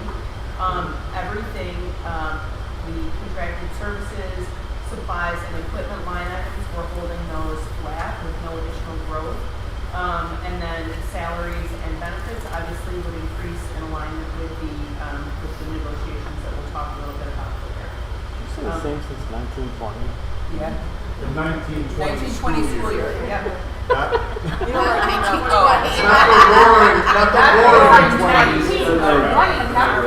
Hey, you look good Dressed for. up like a flapper. Thank you. I heard the same thing. I'm like, What? it doesn't sound right. We've been around that long. I heard the same thing. I was like, Okay. what is happening with your research? Well, maybe a long we're just time thinking- for that to be a student grade. Oh, it was Yeah, sarcasm. 1920, that's a lot of money. 3 years. We'll continue with the non-discretionary allocations for furniture replacement. I think that's been going really well. The principals have done a great job, kind of thoughtfully planning those replacements year over year. We'll talk a little bit about the NSSEO proposed budget. Obviously, EDC is for us tonight to talk through some of those benefits. Transportation, we're also bringing forward tonight that reflects an increase, barely single digits at 9.9%, but certainly significantly less than what our neighbors are seeing. That reflects about $173,000 increase to Fund 40, which, quite honestly, it's that for us is manageable. We need to spend Fund 40 down a little bit so that we'll be able to absorb that. And that's it. We were able to expedite, as you guys recall, the working cash bond issuance to get us through the Cook County revenue delay. And so that money is sitting in working cash, and we'll transfer that to capital projects as we work on new projects for the summer. Curious about the fuel cost comment, seeing how the entire economy is being challenged based on fuel costs going down. Why are we seeing increases due to fuel costs when the cost of oil is Yeah, we budget a slight increase to our school bus fuel every year. Okay, this is us, not we are what they're actually, telling us. yeah, there's a, we have as we talked about in buildings and sites, have just renegotiated. We had a multi-year agreement, Yeah. which was through the IEC. We've renegotiated that agreement. It does reflect a decrease. Thank you. Yeah, it does, which is great. It's with a new company called NG. We've started a new, really nice collaboration with Becky Thompson and at Mania Energy, and so we're working with her. Our both of our agreements for electricity and gas are coming due. As you guys might recall, we extended a 1 year on gasoline so that we could get to the point this year where we're going to renew both of them. We've already locked in at the reduction on gas for the next 36 months. And then electricity, we're still kind of continuing to monitor, and hopefully we'll lock in, I would hope, October, November for the next 36 months. You're welcome. Maybe Yes, sir. the finance meeting we discussed the possibility of looking to the aggregating the HMO plans. Yes. Did you get an answer back? I did, and I talked to Don about that. We've got about 26 staff members enrolled in one program and about, I want to say 14 staff members enrolled in the other. I did confirm with our ABC rep that because they both participate in the program, there are no significant differences in providers anymore like they did see. She said the reason they introduced the secondary offering on the HMO side is because there were a number of districts not quite in the Cook County Collar area that we're seeing significant swings in providers. Correct. But for us and for a number of our partners in the North Cook area, there really isn't the need to offer that additional HMO product. It is, to your point, fairly significantly more expensive. But we thought it would be best to have some of those offerings discussed as we go into next year into our insurance committee. So I think there are a couple of things that we want to look at to try and keep those costs down a little bit. In the short term, we've got open enrollment, so the real charge will be education of those, is it the 14 or is it the 14, right? That could need to make a different choice versus I think it's the 26. So we have more people enrolled in the more expensive. Okay, Yeah, so the HMO for those 26 to say, this is not only exactly the same, but it's also cheaper For you, right, Yeah. and for us. Right. So, and we've got that coming up in May, so, we'll be able to realize some savings there. Got it. And additionally, we touched on this in the finance committee. It's not really a takeaway, but something for the board to be aware of. Part of that committee, we should probably have a conversation on it, is the tier structure. Today, employees only have two options. Employee only or family. Right. Like getting them in the middle, Yeah. that would reduce expense for both the employee and the district by having them allowed in like employee plus spouse. And given the demographics of our teachers and where they're at in their life, students probably or children graduated, there could be some significant savings by opening up tiers. And so I think that's something to explore. I think we've talked about this. We have. We did, we We have. did discuss that last year through the insurance. Yep. It's been on our radar.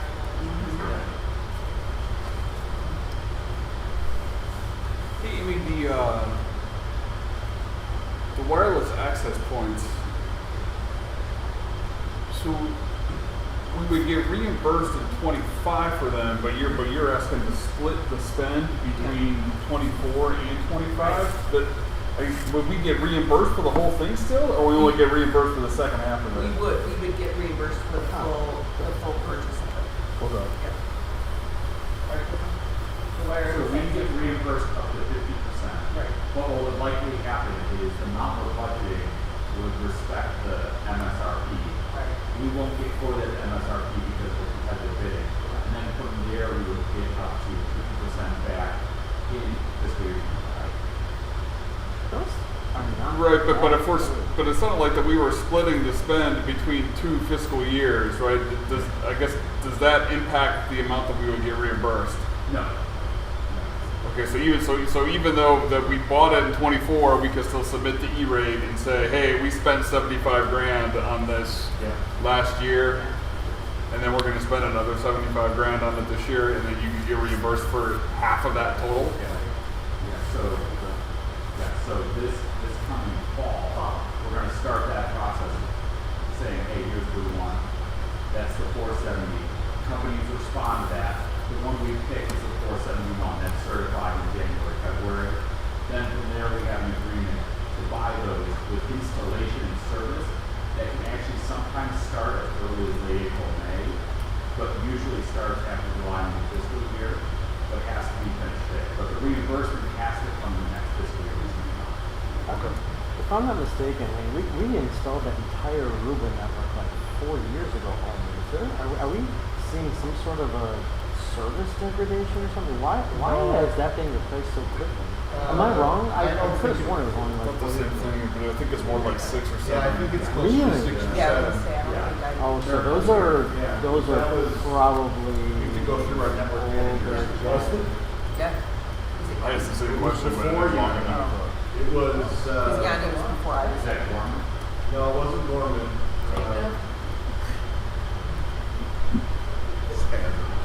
All right. Which It's of the it's 7 more than guys 40 in the hours. last 10 Okay. years? Yeah. Okay. No, I think it's closer Then to I can 6 or imagine 7, what yeah. class that. Okay. Thank you. Yep. That helps. Wow. So God, time flies. we need a motion for the budgetary guidelines. Motion to approve the budgetary guidelines as presented. Second. Moved by Kevin, seconded by Bryn. Roll call, please. Mr. Bednar. Yes. Mr. Adamas. Yes. Mrs. McClaney. Yes. Mr. Nordmark. Yes. Mr. Novak. Yes. Mrs. Peters. Yeah. Mrs. Bowenstein. Yes, motion passed 7-0. The next item, I regrouped because I knew that would be more of a conversation piece. So next up is just information regarding the EDC insurance renewal rates. Again, we presented these before. I think we presented the preliminary back in March. The final rates have been finalized, and so what we're looking at is the PPO. We're looking at an average adjustment of, for the district of 11.4%, HMO increase of 7.5%. The interesting thing to keep in mind is our loss ratio on the PPO is 113%, and we are at 101% on our dental, which is going up 2.6%, and life and accidental death is being held firm with no increase until 2026. So as long as our loss ratio still continues to be above 100%, you can see that we're still reaping the benefit of the co-op. The challenge for us is to continue to educate staff and to try and work on ways to get that loss ratio down a little bit. We'll, in the insurance committee, and then also with wellness, we continue to kind of talk about some of those items, and then some of the options to keep our district costs lower, which we'll keep taking on again when the year gets up in insurance. Any questions on that? The next item is new to your packet, which I apologize, but it's not a new topic. It's an update from Dr. Zaire, Dr. Schroka, and Mr. Holmes, which is just an informational update on our summer programming. We're continuing ESY, we're continuing bilingual reading in the park, and our professional development package for the summer looks very similar to what we've done in the past. Anybody want to add any other? The only other thing is like we have a bunch of like summer PD planning, some of the regular things that we do, and then Chris, Loka and team with along with NCCO and a couple other districts have a big PD happening over the summer for stuff work. Are we providing the pool? For poolside? No, poolside. It's at Jim's. Yeah. It's my place. All right. I have an intergovernment agreement with you guys. And I do apologize. I know I added that. Amy, I'll share that with you. Amy reminded me that I did not add it to the board packet. So it's an information item. There's no action, so we're okay there. But if board members have more questions, because I know you may just be seeing it right now, certainly feel free to reach out. Next item is the preliminary budget for NSSEO. We would have an opportunity tonight for any discussion, and then we would add that as a resolution at next month's meeting.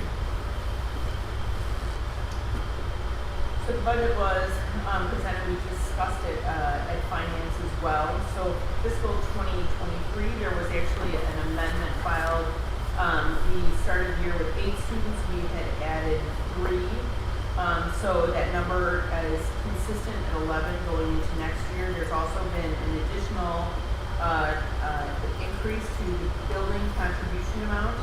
And then Chris can talk a little bit about the reduction in services that we're looking at for next year as well. Those are just the desk services, so we're bringing in the behavior coaching, so we're reducing that from point 3 to point 1. So we'll leave a little bit left for next year. We're also bringing in-house our speech and language supervision. Carly Sullivan will take that over in her role, and then we are also reducing the adaptive PE support because we built that in-house as well. So the net impact, the net increase from the amended budget last year was going into this year is roughly $11,000. So we don't anticipate a whole lot of changes. Chris and I in the budgeting process will add a little bit extra as we do for any unanticipated placements, and then we'll discuss that a little bit further. But this is just the first read. We'll bring it back again in May with formal action.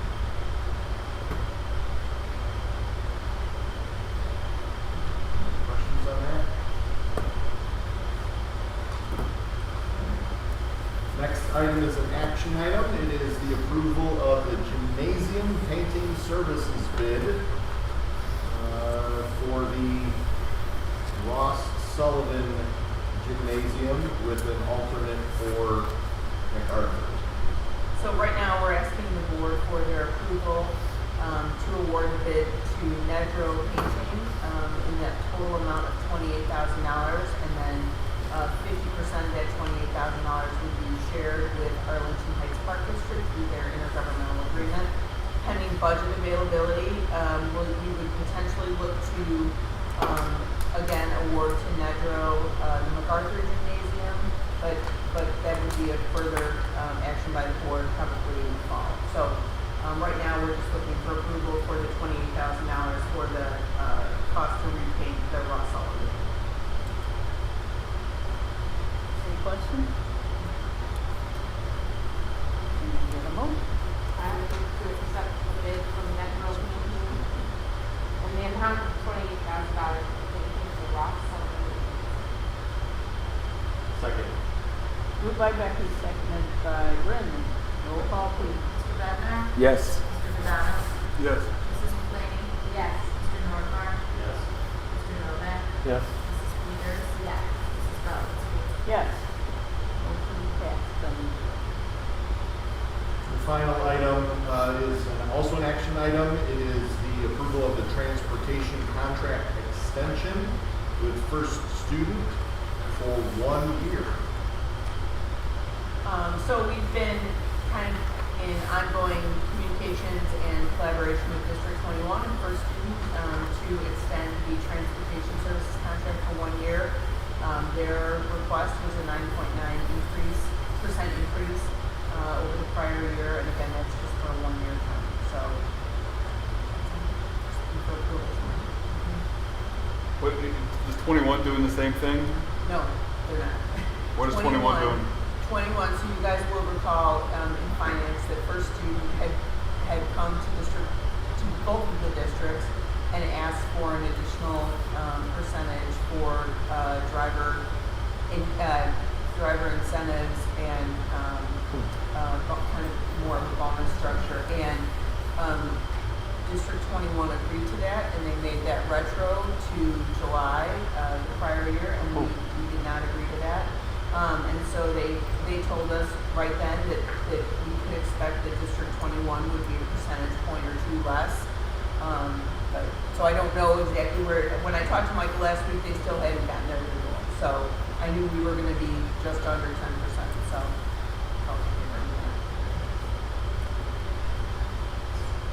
Any questions?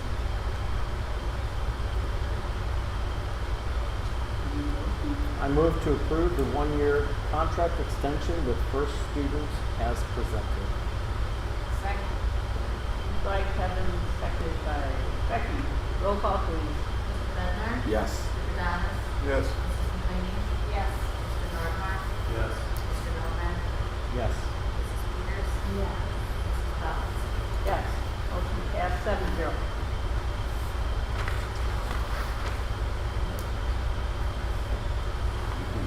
So, old business, is there any old business? New business. As Becky mentioned, the press policy volume 111 is presented tonight for first read. The committee's recommendation is approved as presented. And again, as Becky mentioned, the vast majority of these are connected to Bates law and the requirements connected for school districts to do employment history verification or verifications of employment history. Are you looking at that? Jim asked that I read every one of them. Yeah. So here we go. That looks like a really small one. It does have all of them on there with exactly why they're. Any other questions on those policies? We used to. And then the last item under new business, Carol and I both had attended some sessions at III around new board member orientation.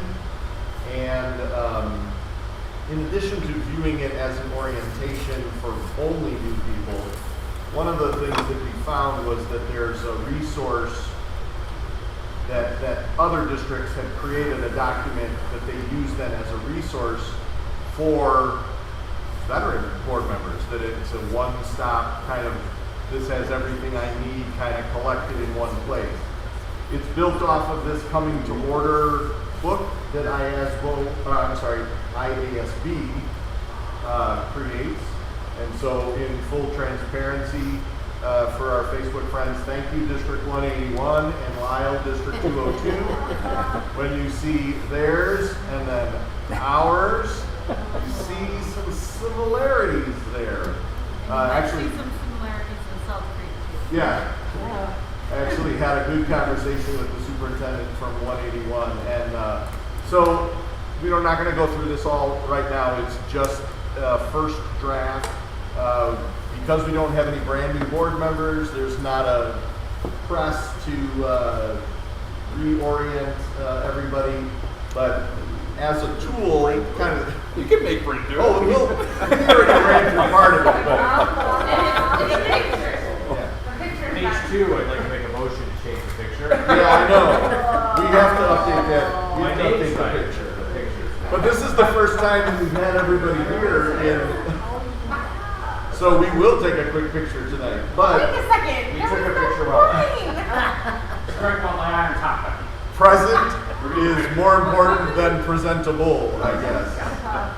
So someone of us sleeping at this table. Yeah. I know, it's a little late as well, guys. So if you have any suggestions, if you look through this and you're like, you know what would be cool to have in there is a link to X, or you know, like and again, I copied a lot of what was there, but one of the things is that alphabet soup that ISB provides.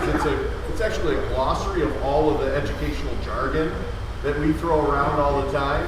And you're like, what is an IEP? What is a BIP? What is a, whatever. That's all there as a link. So it's something we can modify anytime, but looking just for your input. If there are anything else that you think we should be doing that we're not, or anything in there that wasn't real clear. So we're not going to spend any more time on that tonight, but let me know and we'll update and revise as necessary. Thanks. Good idea. All right, so that brings us to, we do have executive session tonight for the purpose of negotiations and personnel and student discipline. There will be no action following executive session. So I need a motion to adjourn regular session and go into open for executive session. So moved. All right? I'll second. You want a second? Jim. And Kevin second. We have to do a roll call. Roll call, please.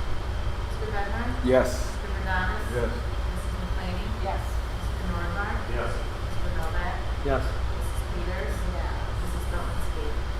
Yes. Motion passed 7-0.